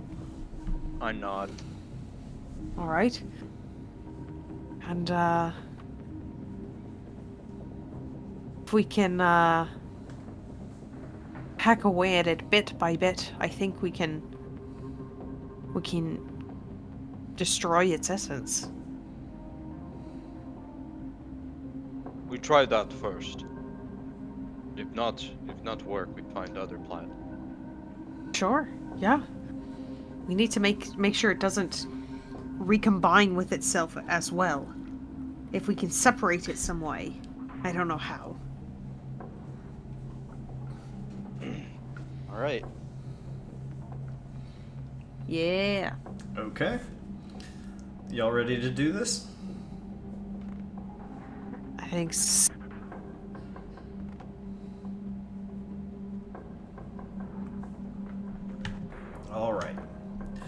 So you all descend to the level below. So far, it's quiet. And Maeve, at this point, it is pitch black. You'll need to light up a torch to be able to see, which will take one of your free hands.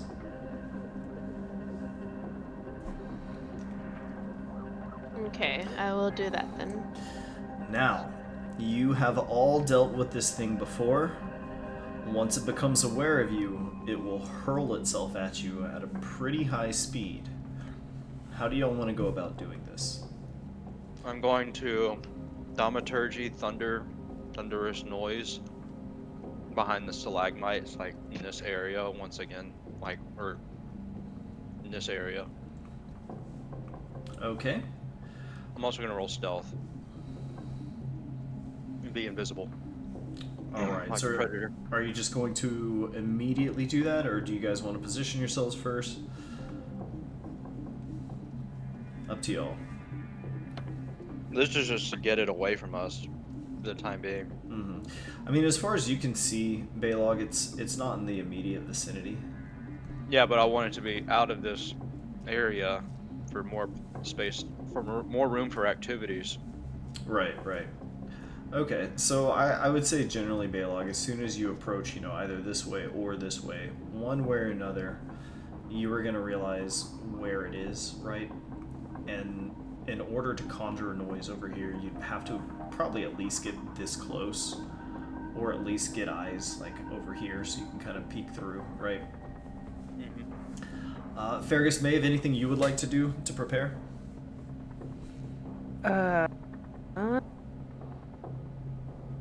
And Barra, feel free to position yourself wherever. If you would rather have gotten a little closer so that you could see this way, that's fine too. I'm sneaking over here. If we can, like, I don't know how well this would work, but if we can funnel it through a narrow space and, like, hack at it as it comes through, it might help us, like, be able to hack and run. That's not a bad idea. So, like, making use of attacks of opportunity or prepared attacks. Mm-hmm. And trying to use the terrain to our advantage as well. That is a pretty smart idea too. But in that case, you'd have to bait it past you instead of baiting it into the wall. I think we do a triangle phalanx formation with me at the head and you guys on either side of this wall, like just around the corner, to attack of opportunity at once it like does its lunge. Yeah. And then Yeah. rinse and repeat. Whoever it chooses to go after, the other two sort of like move in around the corner in a similar Oh, it's kind of a fashion. zone defense sort of thing. Yeah. Yeah. Okay. So I guess the idea is it hurls itself at Baylog. Baylog steps out of the way, and the two of you slice it as it comes by. Mm-hmm. Okay. And then what happens is I then step behind the corner. Whoever it targets out of these two, I mean, unless it decides it still wants to go after me, like the other person kind of like, The other we person both becomes make the our target. attacks. Yeah. Yeah. Okay, so do I y'all like want to this do that plan then? Yeah. Yeah. Okay, so go ahead and position yourselves. All right. And Baylog, So this it is- almost kind of sounds like you might want to ready the dodge action, if I'm hearing Yeah, this I am. correctly. Yeah. Is there any vertical in this cavern, or is it all just flat ground? When you say like any verticality, are you talking about like Like is there a ceiling? ledges or mounds or anything that's so like in this area, this seems like a pillar that reaches to the ceiling, but in that pillar, is there like a ledge or something I can climb up on and get a little bit of a vertical Yeah, I would advantage? say you'd be able to find, from the terrain somewhere where you could sort of move upward a little bit.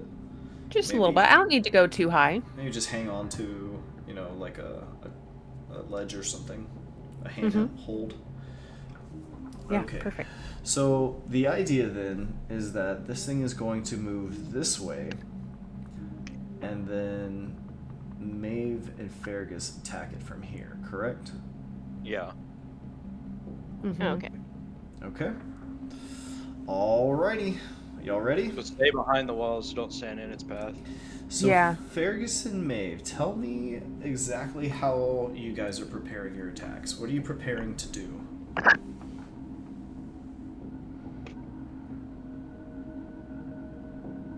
Uh, with one hand, Fergus is kind of holding onto the wall, holding very still. Mm-hmm. And with his other hand, he's got his obsidian dagger out, ready to slice as it goes by. Okay. Alright. And Baylog, are you ready? Yeah. Alright, so go ahead and do your thing. I'm going to. I'm not going to thaumaturge because I don't want to alert the other thing since we're fighting this. So I'm going to pick up a stone and toss it at the cube. Okay. You watch Baylog Okay. as when the stone sort of clatters this way, the cube sort of quivers, like there's like a slight rippling to it, right? But it's very gentle, and it doesn't seem to move.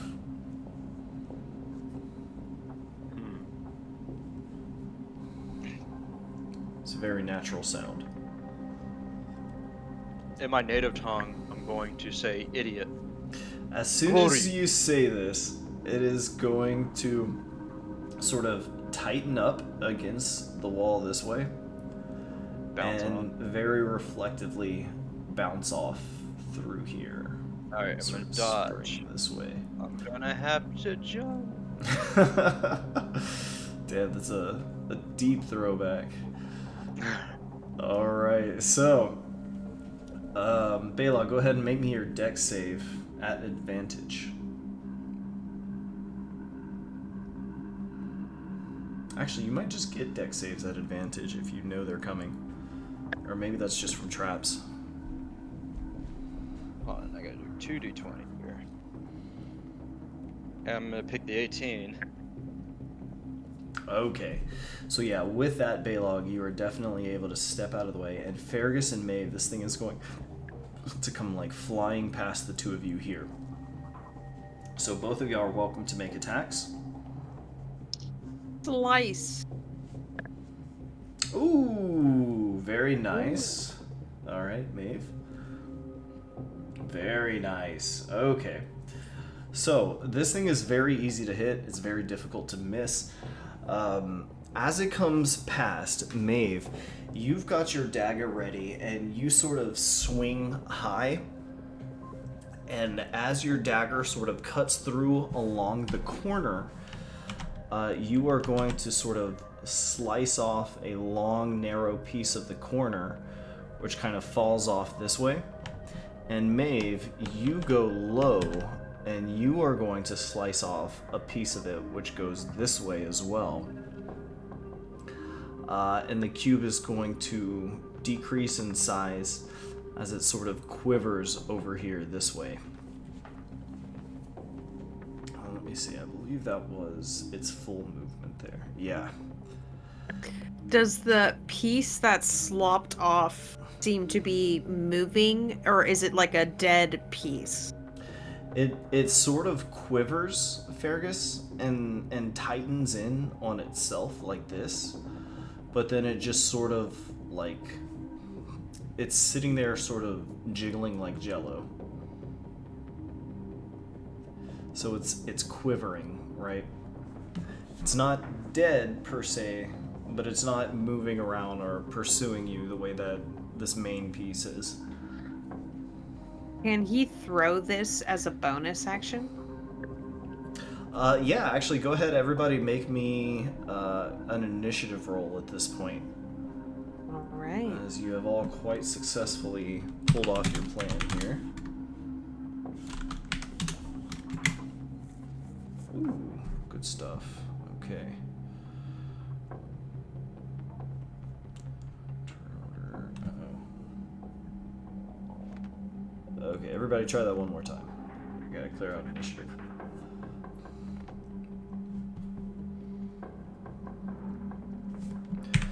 Okay, perfect. So Maeve and Fergus, the two of you, or actually all three of y'all really are up first. You're welcome to go in any order here. Doesn't matter too much. I want to grab those two like things that are left behind and toss them into the water here. Okay. Alright, Balog. So as you run up here, make me a quick athletics check. Are they trying to get away from me? Nope. Nope. Oh. You're just reaching down, grabbing them, and throwing them. So I'll say you're able to throw them about 20 feet behind you. So you're just throwing each of them 20 feet this way? Yeah. Okay. So yeah, I'll say you're able to throw these roughly here and here. All right, very nicely done. That would be your action. Anything else you want to do? Move back. Okay. Corner. Maeve and Fergus, the two of you are now free. What would y'all like to do? Oh, that's right. This is battle time. Oh, I'm preparing an attack of opportunity. Like when if it. Fergus will take his turn standing in the middle as bait. Ready to dash away in this direction as soon as it lunges for him so that his friends can get attacks. Okay, okay. So you are trying to bait it this way. Are you doing anything to bait it?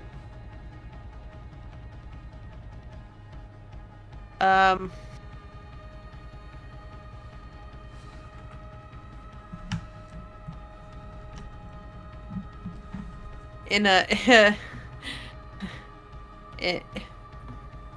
Abyssal, he will just kind of taunt it and say like, I don't know.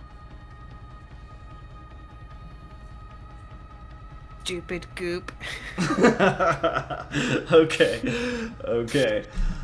All right, so Fergus, between Balog's grunting, throwing this slime, and then you sort of stepping into place and taunting it here, the sounds of this, you can see this slime gearing up to leap back in your direction.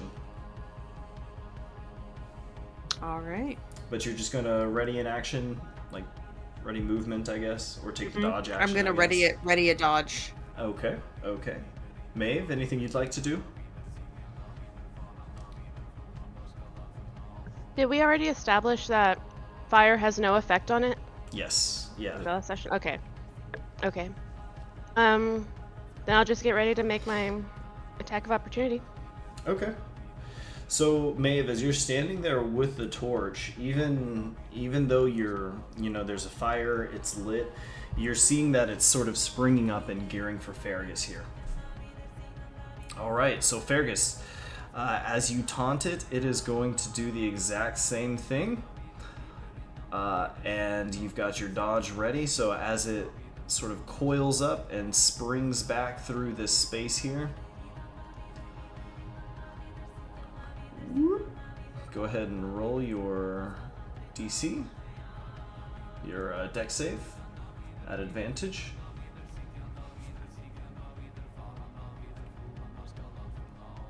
Actually, how far was that? Yeah, it's actually really only gonna make it to about here. Okay, with an 18, that's pretty good, Fergus. So you are able to definitely step aside, although you notice this time, Fergus, it doesn't leap as far as it did before. And Maeve, although it will go far enough past Balog here that Balog, you can get an attack. Maeve and Balog, holy shit. Okay, Maeve, go ahead and roll your attack.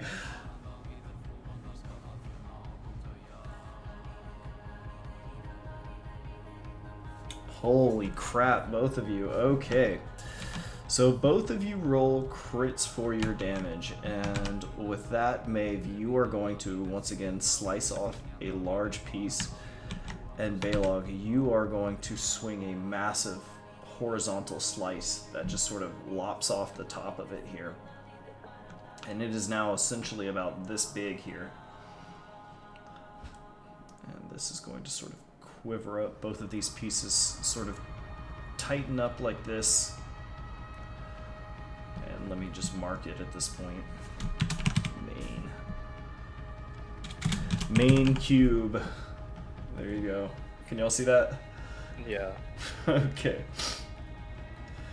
So at this point, you have cut this creature up into multiple pieces. They've all sort of tightened up, and each of these are sort of quivering in place. That is going to be all of its movement there. Everybody go ahead and re-roll initiative. Oh god, this thing's toast. Alright. And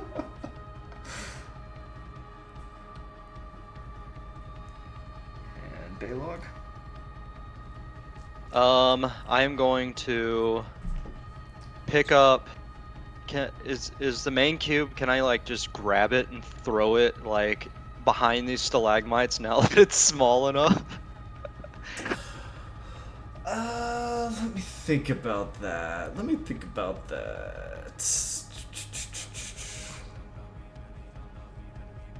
I would say you could carry it through and try and push it through. Yeah, I want to try and like. Well, I don't know. It won't stay. That's the thing. Instead, I'm going to grab a dormant piece and just like toss it over into the other side instead. Okay. All right. So Baylog, you're sort of moving over here and moving back over here. Yeah. Okay. That is going to prompt an attack of opportunity from the main cube, though. Is that cool with you? Yeah, that's cool. All right. So, and Maeve and Fergus, since all three of you guys are up first, y'all are welcome to move as well. Is there anything y'all want to do while Baylog's doing this?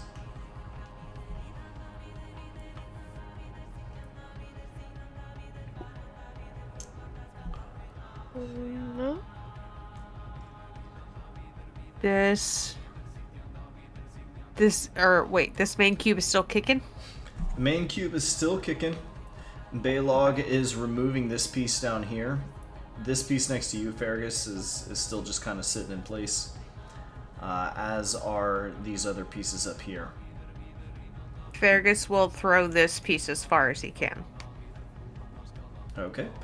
All right, so Fergus and Baylog, y'all both roll me athletics checks. Ooh. And you're going to take a d4 damage apiece. Fergus. God. All right, Maeve, anything you want to do? No. Nothing? Okay. No. Then in that case, we'll just skip you for this round. And Baylog, with your 16, you are able to... Any particular direction you're trying to chuck this? Through the stalagmites, like into the beast's lair. Okay, through the stalagmites. You can actually just get it to the other side, I'll say. Alright. As Fergus... Fergus, you're like bending over to like pick this one up, and like the Tom and Jerry thing happens where like the slime just flies over your back and like splashes through like a small gap here. Good toss, Baylog. And Fergus, as you scoop this thing up, you are sort of taken aback as it instantly begins burning your hands again. And you are going to toss it about 4 feet off to the side here. As you're like, ah, shit. How much damage do I take? Just a d4, and you as well, Baylog. Oh, gotcha. Y'all can feel free to roll that. You got it. 1 damage to Baylog. 1 damage to Oh. Fergus. Ooh, not bad. Just a little sting. A little bit. Little bite. You surprised me is all. That's right, that's right. Okay. So the main cube now is going to prepare to move to the biggest piece, which is going to be over here. Let's see. And in doing Attack of so, opportunity? Fergus and Balog, yes, you each get attacks of opportunity.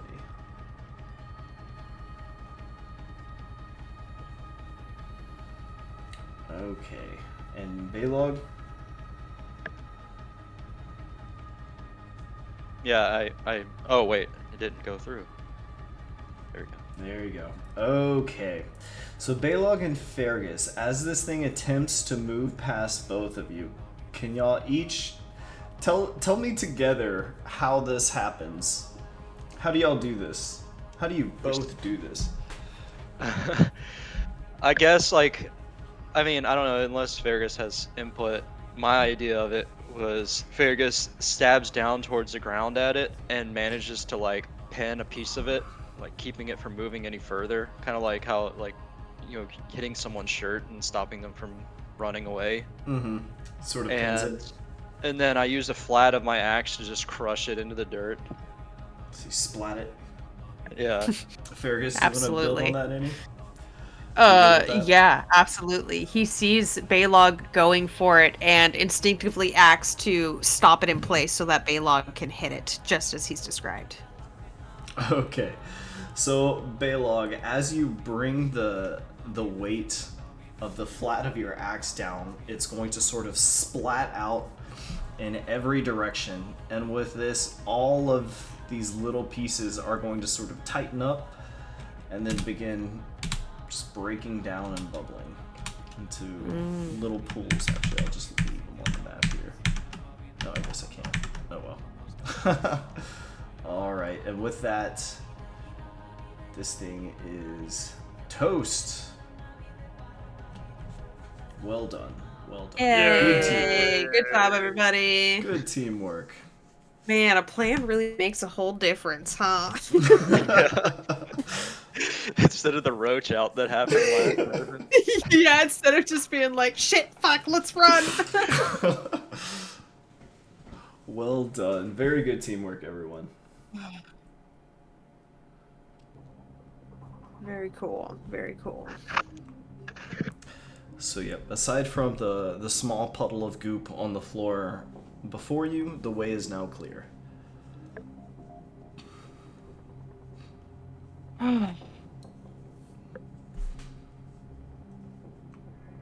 Awesome. Continue exploring. Okay.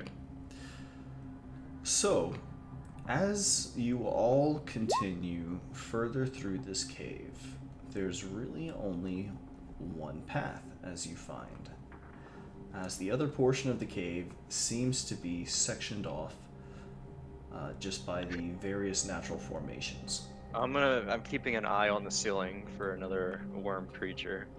As well you should.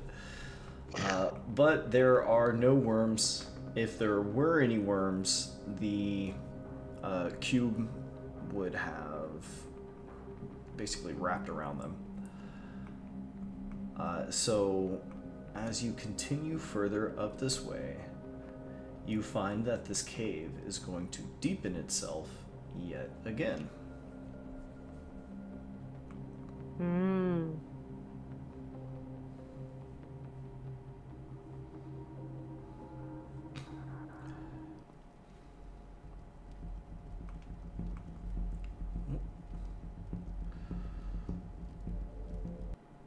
Music there. Alright. So yep, you guys basically make your way down to here. There we go.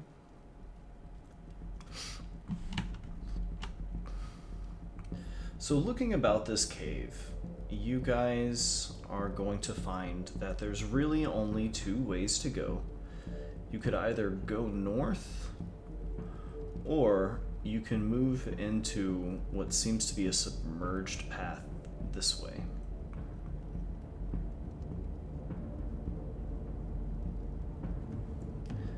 Do you have a preference on which direction you'd like to explore first? I'm gonna do the submerged path since water will leave. Water, repel. Oh, water. true. True. Okay, do y'all want to go with Balog? Yeah, sounds good. Okay. So, aside from the gel-resistant mushrooms, you are all able to make your way through the water. There appears to be a very narrow path, which can be found by sort of looping around this column here. But outside of this channel, the rest of the cave on this side seems to be generally free of life, right? Or outside of these mushrooms, right? This far underground, at this point, you guys are very far underground and basically having to move through water even to make it to this side. But as you go about exploring this cave, you are going to find that it ultimately leads to one final descent here. And outside of that, the cave this far down is pretty clear.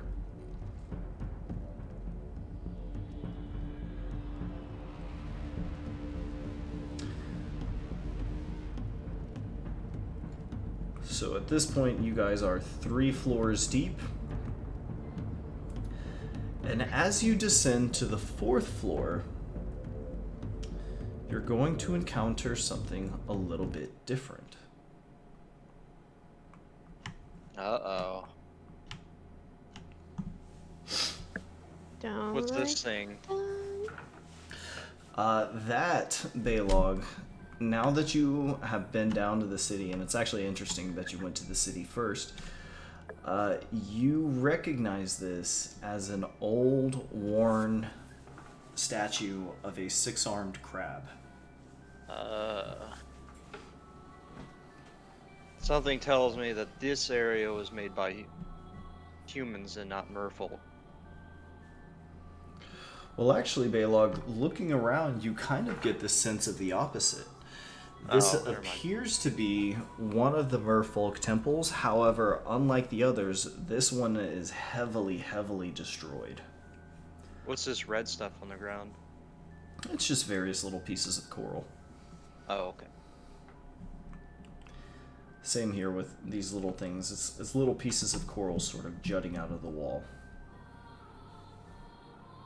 Oh my gosh. Is there writing anywhere in here?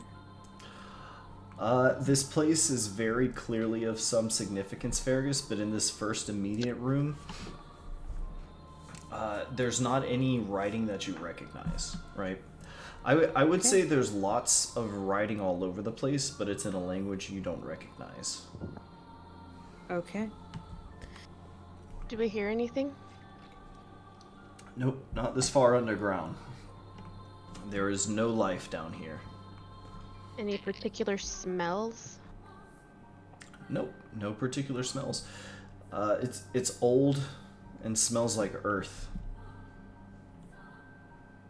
Okay.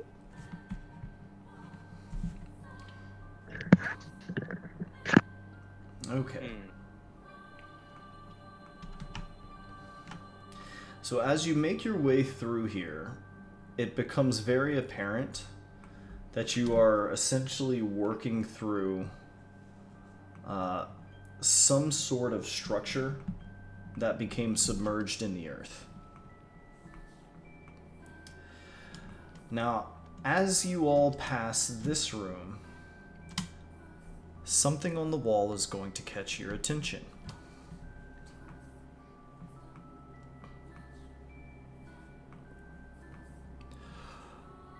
Looking upon these ruins here, you are going to see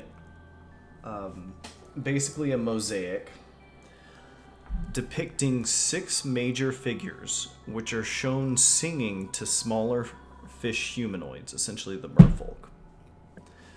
In another panel, the smaller humanoids are shown singing back to the 6 figures. In the final panel, the 6 figures are shown to be in a sleep-like state.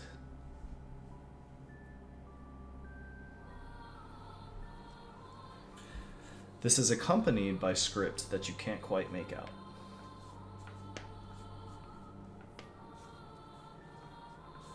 but that's it.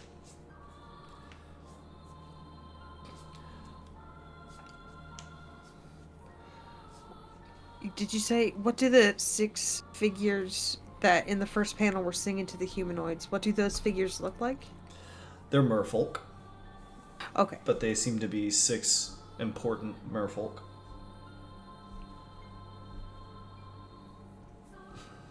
And then in the third panel, those merfolk are asleep? Correct. The, like, significant figures are asleep.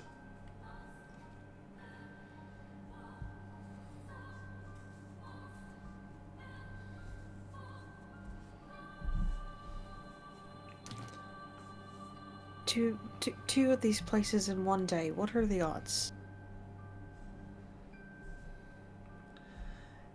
And again, looking around this place, particularly to you, Maeve, with your sharp eye, you notice there are, the last place you guys had gone to was very extravagant. It seemed to be of great significance. And like that place, this place here once was rich and beautiful. However, it is mostly destroyed.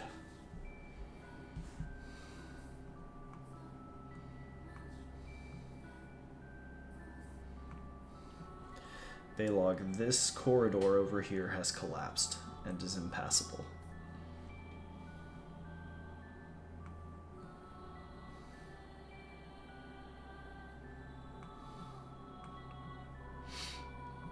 As you make your way down this hallway, Baylog, you find that coral has sort of grown across, blocking the way.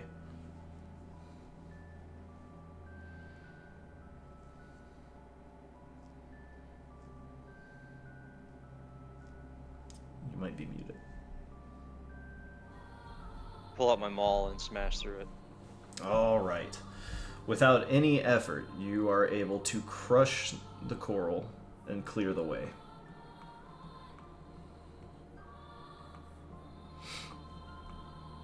Stepping into this new room, it depicts something different. Several small panels show a group of merfolk living in various places. The centerpiece depicts a coral reef somehow being grown by what appears to be singing. Wait a minute.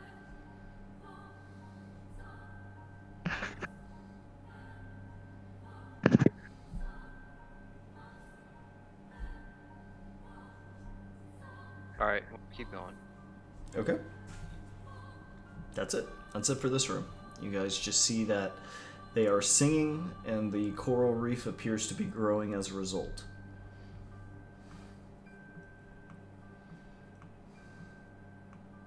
I had a suspicion from early on, and I wonder if this is like part of it. What's this? So looking at this one, you see that it shows a large coral building in which several of the important figures are shown singing into the open sea.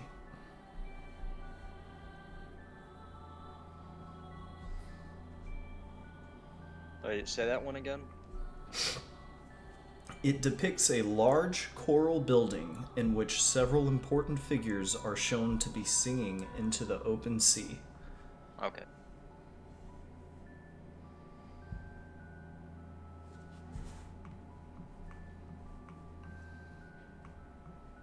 What do these merfolk look like? Fergus, they look surprisingly humanoid. They actually look more like a human than you do, save for the lower half of their body. Oh. Oh, wow. You're beginning to Do they have- understand that the abyss caused some deviation that was more than what you had initially expected.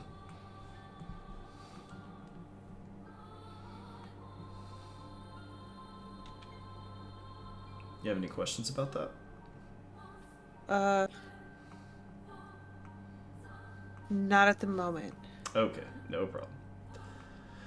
So the path ahead splits into two ways, north and south. Maeve and Baylog, the two of you go south into a final room. This shows a path downward from the city, in which little merfolk are shown to be ascending and descending, holding small round orbs above their head, which they appear to be revering. This path downward leads into the open sea.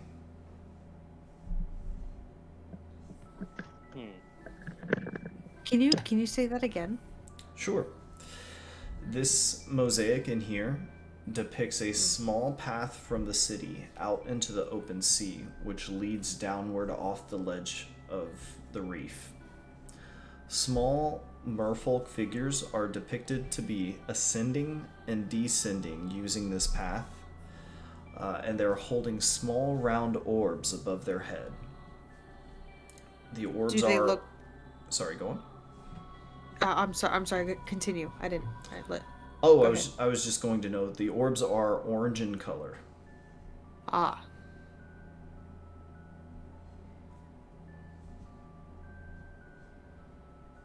So they don't quite look like the orb that we encountered in that illusion city. They do not. They're not like blue and like cackling with energy. But there's this path. We see the path. Mm-hmm. There's a path which leads downward towards the open sea, and they're carrying these little, like, bright orange orbs from it.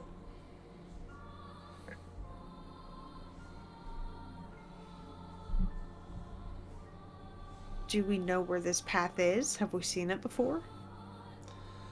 No, but make me an insight check. Sure. And Maeve, you can do this as well, looking at this. Huh.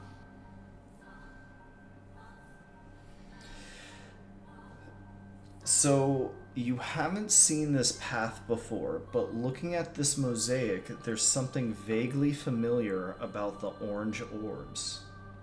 You've seen an orange orb somewhere before.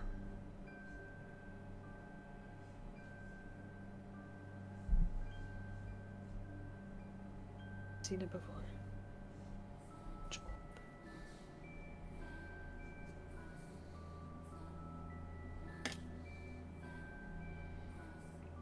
You're trying to put your finger on where you may have encountered this.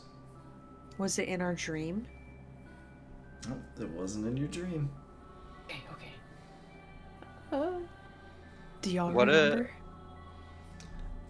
Well, Go what? On. Go on. So what are you guys? I mean, I don't know what you guys are like pondering exactly in character, but I have an idea as a player what the orange orb might be. I think as Fergus is looking at this image, he's kind of mumbling aloud to himself, and he's saying like, "This path I don't recognize, or not the I don't recognize this path. I don't. But those orbs. Oh my god, I've seen them somewhere. Where have I seen them? They're from somewhere. Maybe it's from." And he's just kind of mumbling to himself, like trying to figure out what this means. As long as you say orange orb at some point, He does. Baylog will produce the medicine ball that was given to him by the avian spirit. This is the only orange ball that he can think of, but it's not orange on the outside, but it is on the inside.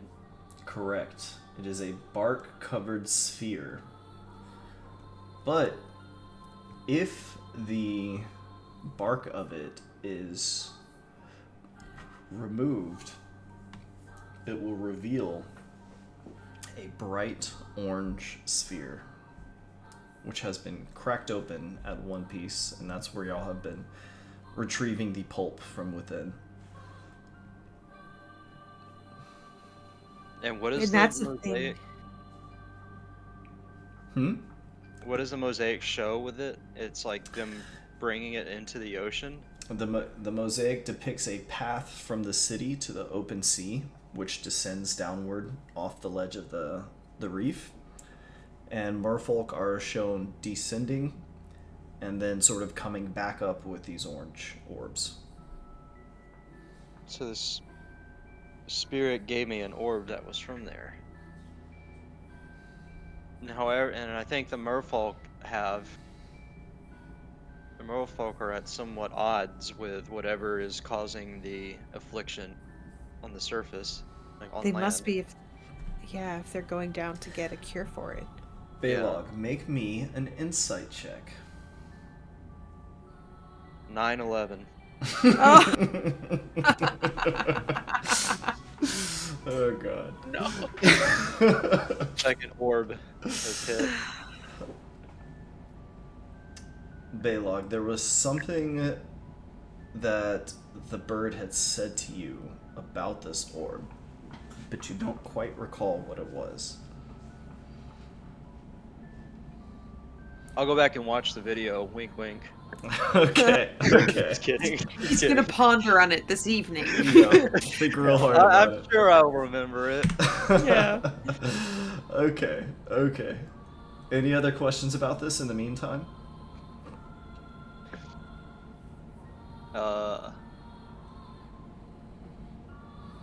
No. Are there any scrolls or books or physical texts?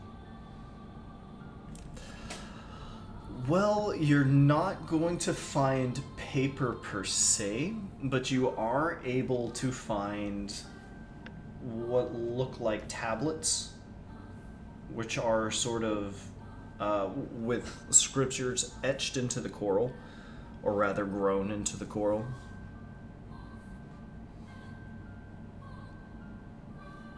Is it something that's just laying loose somewhere, or is it attached to something? Most of it is in the wall. Oh, okay. This place, although greatly destroyed now, appears to be depicting the history. Yeah. You're not certain what this place is, but it's certainly very important. Okay, alright.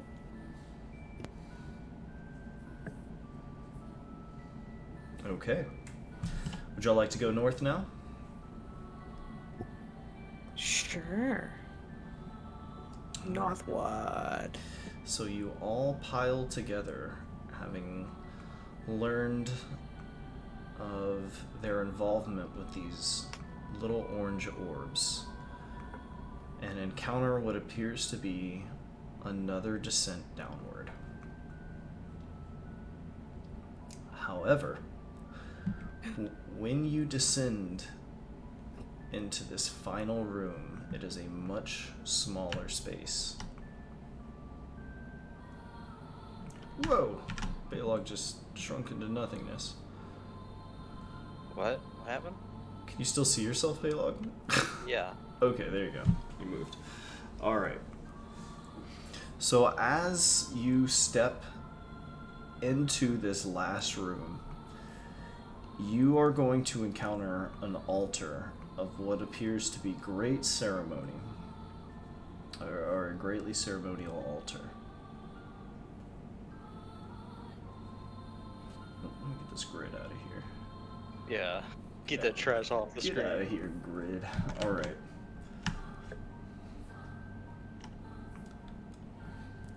So, in the center of this room, there is an altar to a 6-armed figure. And around its sides are the statues of what appear to be these the same ceremonial figures that you saw represented in the mosaic. Now, unlike this picture here, all are destroyed completely and utterly except for 2. Of those 2, one has been partially destroyed, but is not completely destroyed. As you enter this area, Maeve, you feel a tingling sensation at your neck, and you notice that the aquamarine amulet is responding to this place.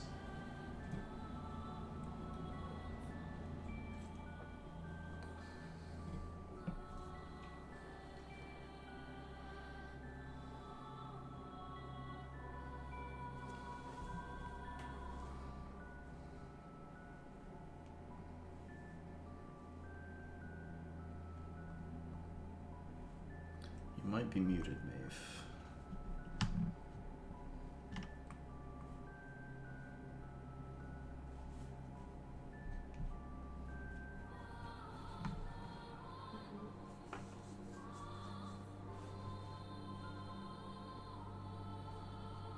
Can you hear How us? intense would you say? Yeah, how intense would you say it's responding to this place? Like, just kind of steadily, or just a lot of activity?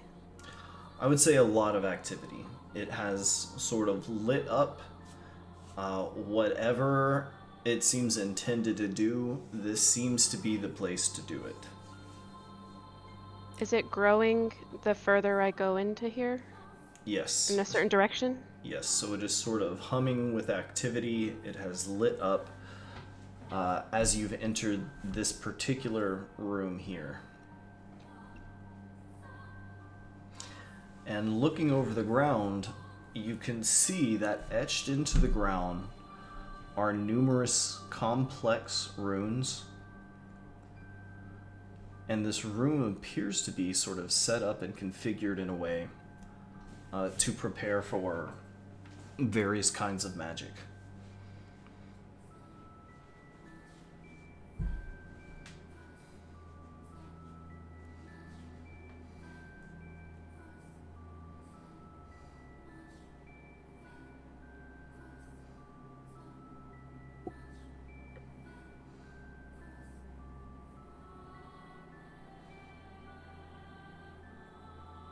What would you like to do, Maeve?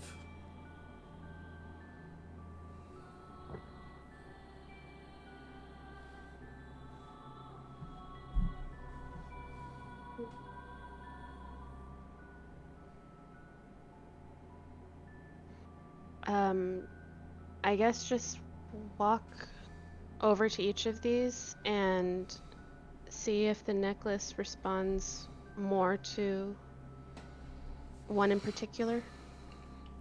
It's not responding to any particular thing in the room. It's responding to being in the room itself. Okay, so it's not growing in any direction I go in, like it's getting... Correct. I will say that Okay. as you step into the room, that these runes on the floor will slowly light up in sort of a gentle, soft blue color as they respond to the necklace as well.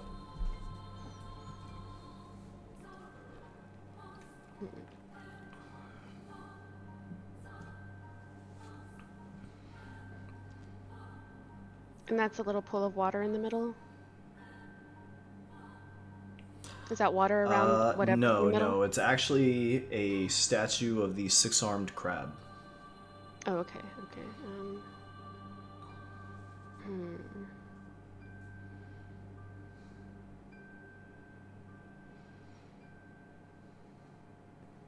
Does it look like the statue is missing? Like, should the necklace be a part of the statue?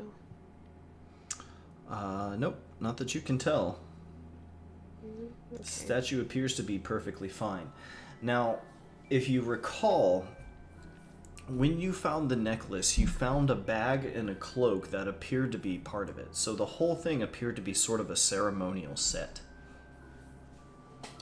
And although the cloak and the bag are not currently responding, the necklace certainly is. It appears that this necklace was intended to be used within this room.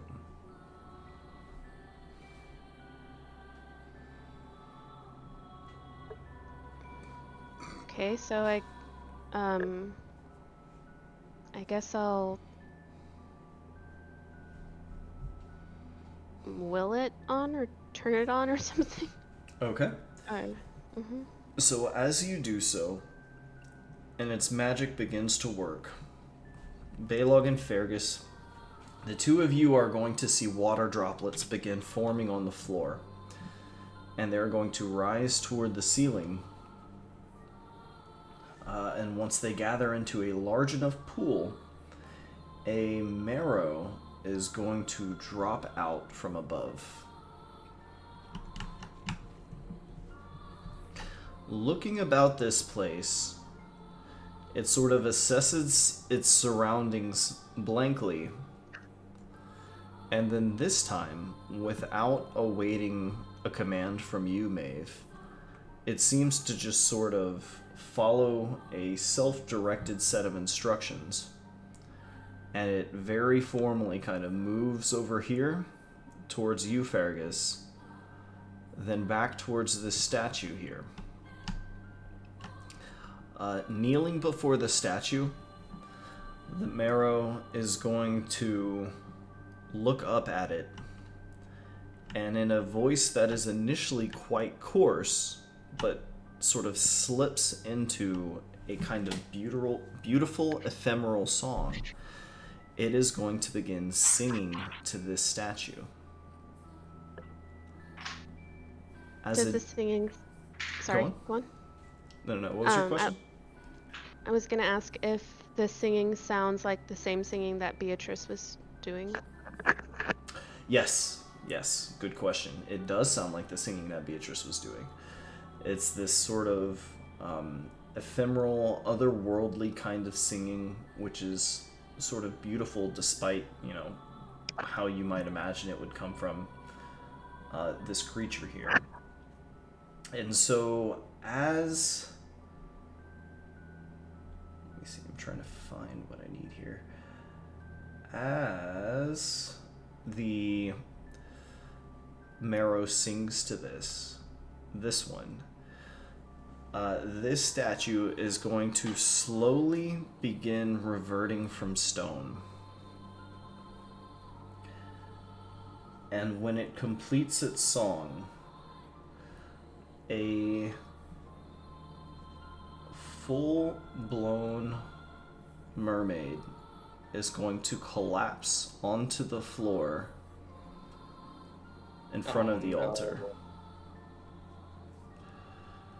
She appears to be greatly weakened by her state. And after a moment, is going to sort of rise up, look at all of you, look at the state of the room that she's in and the other destroyed statues, and begin to panic.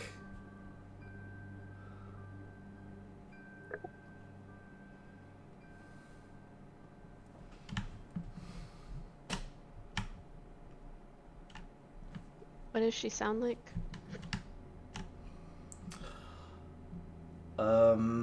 So first, looking about the room, at the lack of water, at the long-aged coral, the destroyed nature of the place around it, she asks you something in a language you don't recognize. And then she asks it again, more frantically, demanding an answer. But you can't understand what she's saying.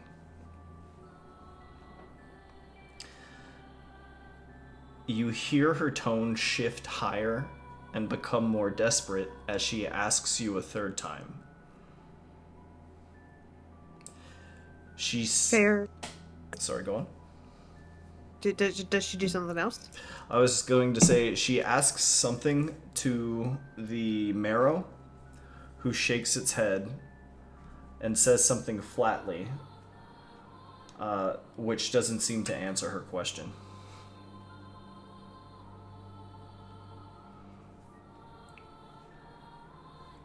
And you can see a sort of rising anxiety in this woman. Fergus will drop to his knees to be on her level. And again, using Emissary of the Sea, he's kind of gambling on it. I don't know if it'll work. But he will just say, like, friend, calm. Because he can only communicate simple ideas. Fergus, as you approach her, you can see she is a little frightened of you, although you're not certain why. But as you speak to her using Emissary of the Sea, let me think about this.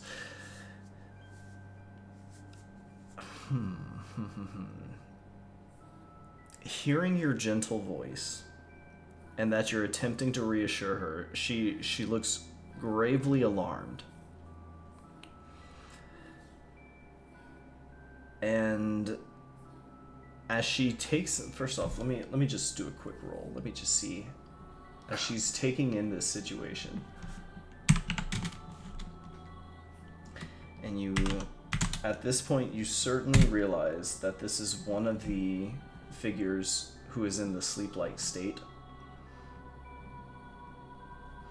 And it occurs to you that, based on what you saw, this is somebody who was sort of put to sleep again and again and again.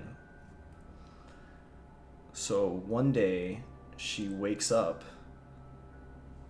and everything around her is destroyed.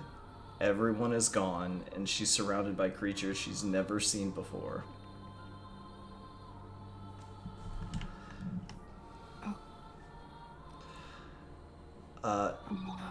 She is going to begin weeping and sobbing as she kind of realizes the implications of what she's seeing around here.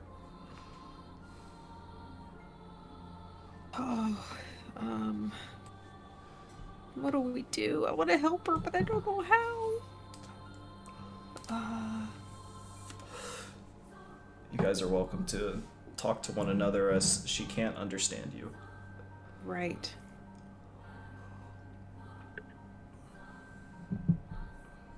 Has she seen me with the necklace? She has seen you. She has not yet noticed you're wearing the necklace, though.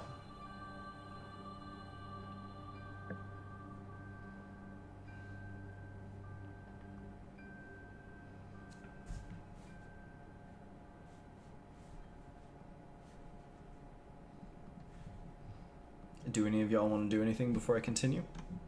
I don't have anything.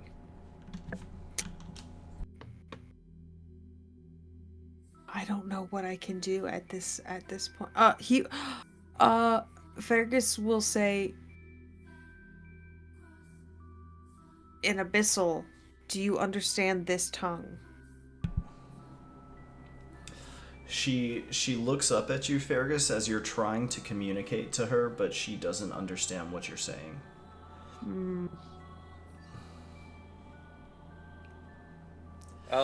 Actually, you know what? I'm going to pull out the bark-covered sphere and show it to her. She takes it,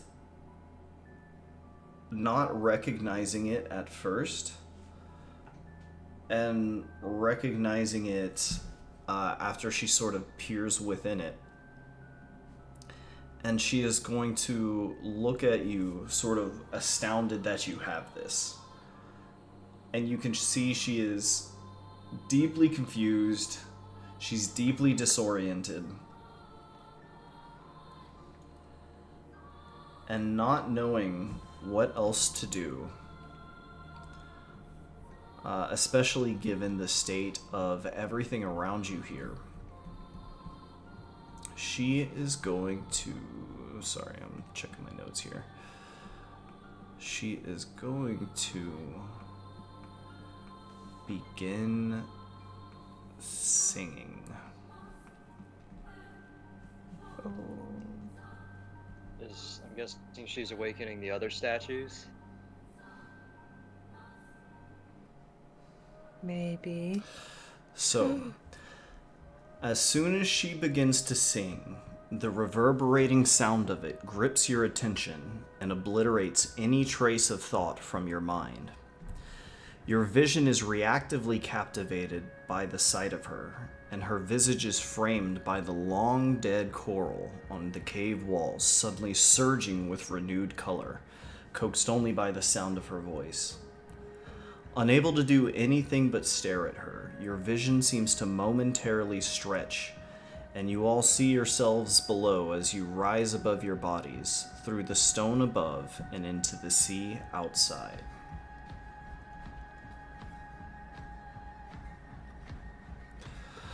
Beneath you is the reef as it once was, far smaller but beautiful. Dark shapes blur about in the reef below, and as you move closer, you see the silhouettes of the merfolk as they first encounter this place. Their dress is very simple and they move incredibly fast, rapidly growing in number.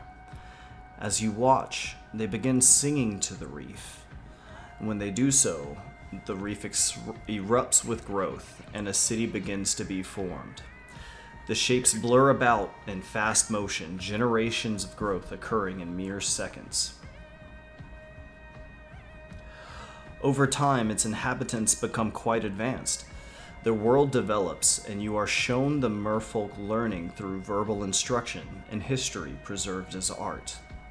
They grow and shape coral as they sing, bending the world as they will, but living harmoniously within it. Your vision rapidly pans through the walls to another place, where you see a series of merfolk women indicated very clearly by their attire and headdresses to be of great ceremonial significance. One of them is the woman who is singing now. As you watch, you are shown that they sing out to the open sea over and over and over again for years. In the background, the city continues to grow in fast motion.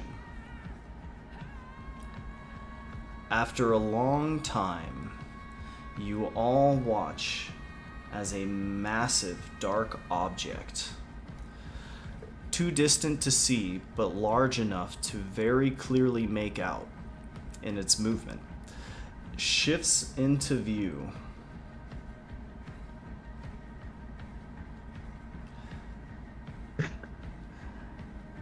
And settles below the reef. It's impossible to make out, but the darkness looming below indicates that it's there. Over time, the figures continue to sing into the darkness below the reef, and ultimately your vision fades. Like waking from a dream, you all find yourselves momentarily disoriented as you take in your sudden surroundings, abruptly back in the cave. The woman has stopped singing.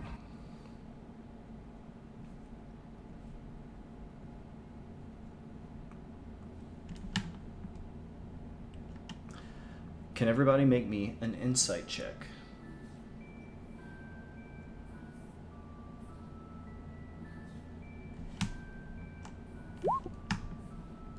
Fergus is just staring. He's still on his knees.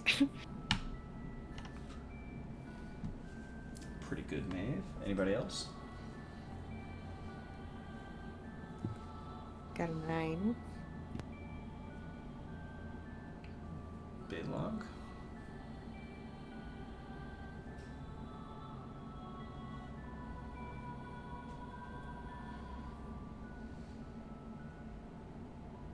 We need to just get everybody insight buttons because you guys are going to be rolling this whole campaign. Yeah, I already have them. I already have mine. All right, so I had to BRB real quick. What? Oh, no sweat. So you're back in the room. Can you make a quick insight check? Okay. So Maeve, with your keen eye, you notice this, but this room that you're standing in now was one of the rooms that you just saw in the vision. Based on what you're seeing, this room should be at the base of the city. Yet it's not. This room should be near the very bottom, facing the open sea, and is where these women would have been preserved and where they would have sung out to the sea.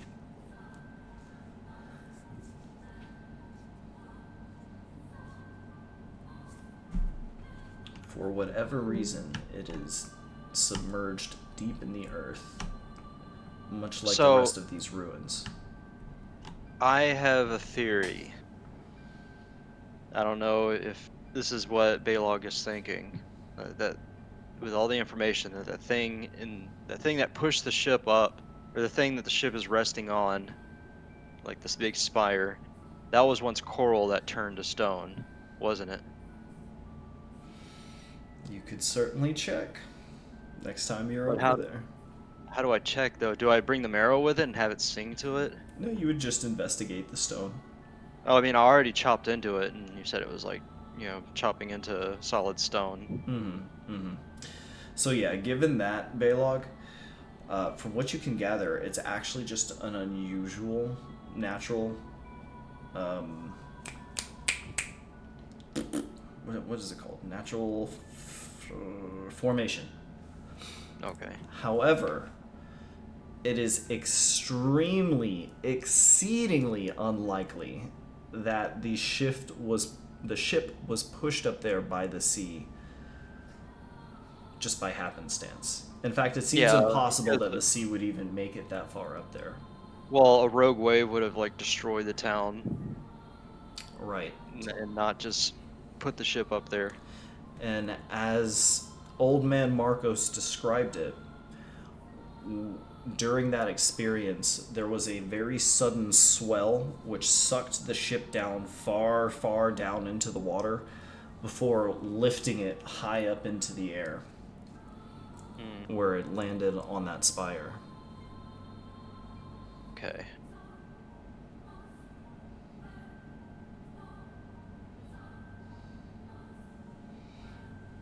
Anybody else have any thoughts?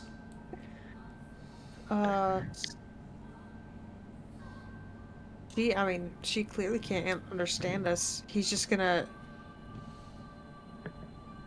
turn to the others and say, "Do you think we should take her to that temple we found? It might be her other home." We could.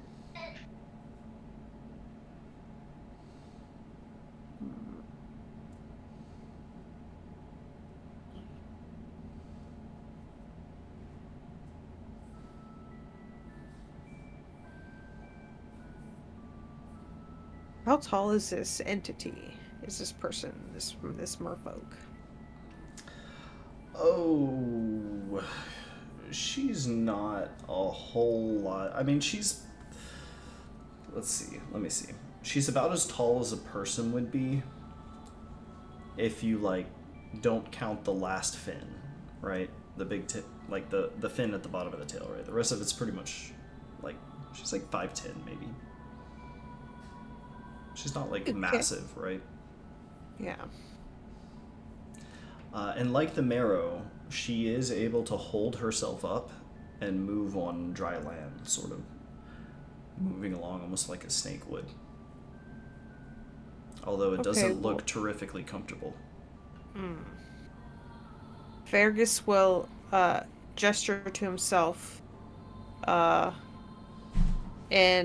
introduce himself, and he'll do the same with Maeve and Baylog. Just kind of say like friend and then say his name, and he'll do the same thing for Maeve and Baylog. Just trying to communicate that like we're here to help if you need help. But it's hard to communicate that. Fergus, you can see just looking at her that in a way that's almost not terribly different from the villagers. She's like kind of astounded that you are speaking to her, right? Oh. And she kind of generally understands that all of you aren't there to harm her, but you're not totally sure what it is about you that's kind of putting her off.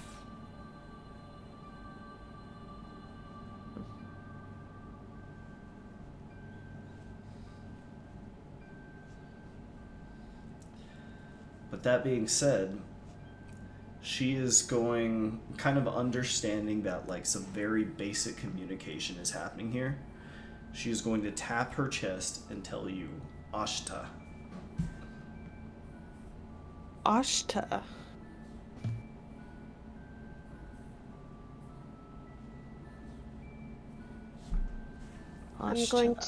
I'm gonna pat to my chest, and I I guess kind of close to the necklace,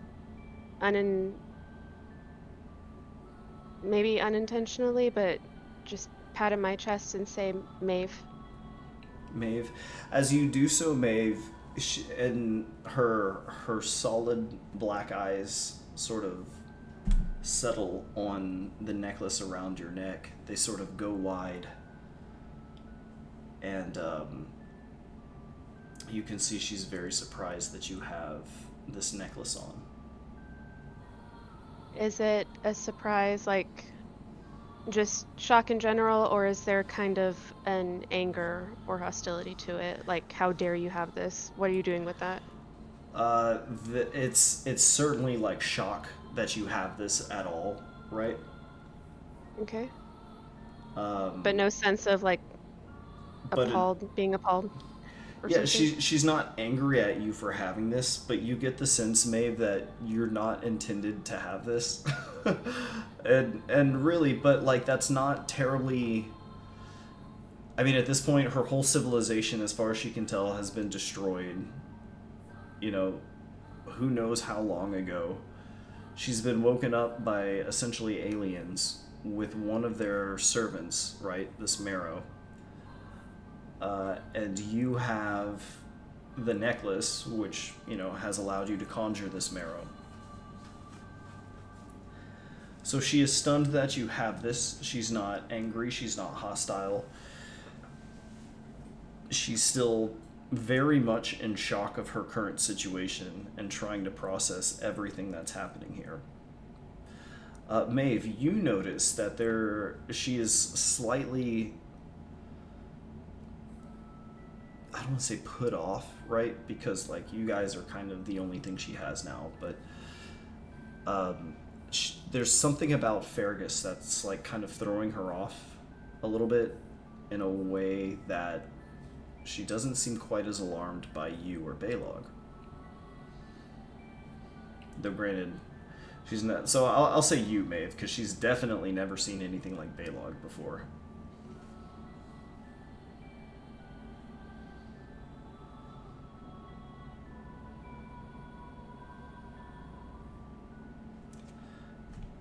So, let me ask this. As we bring this session to a close, where would y'all like to bring Ashta?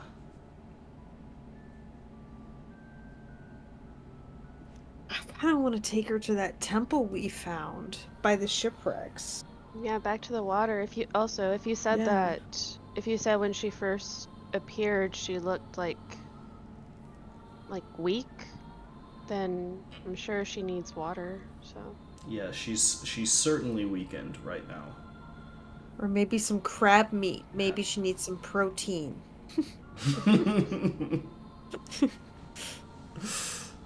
It looks like no way. This is my crab meat.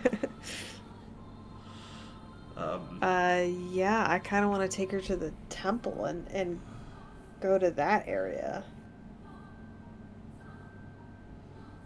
Okay. What do y'all want to do? Yeah, I agree. I feel like she needs to get in some water. Okay. Very well.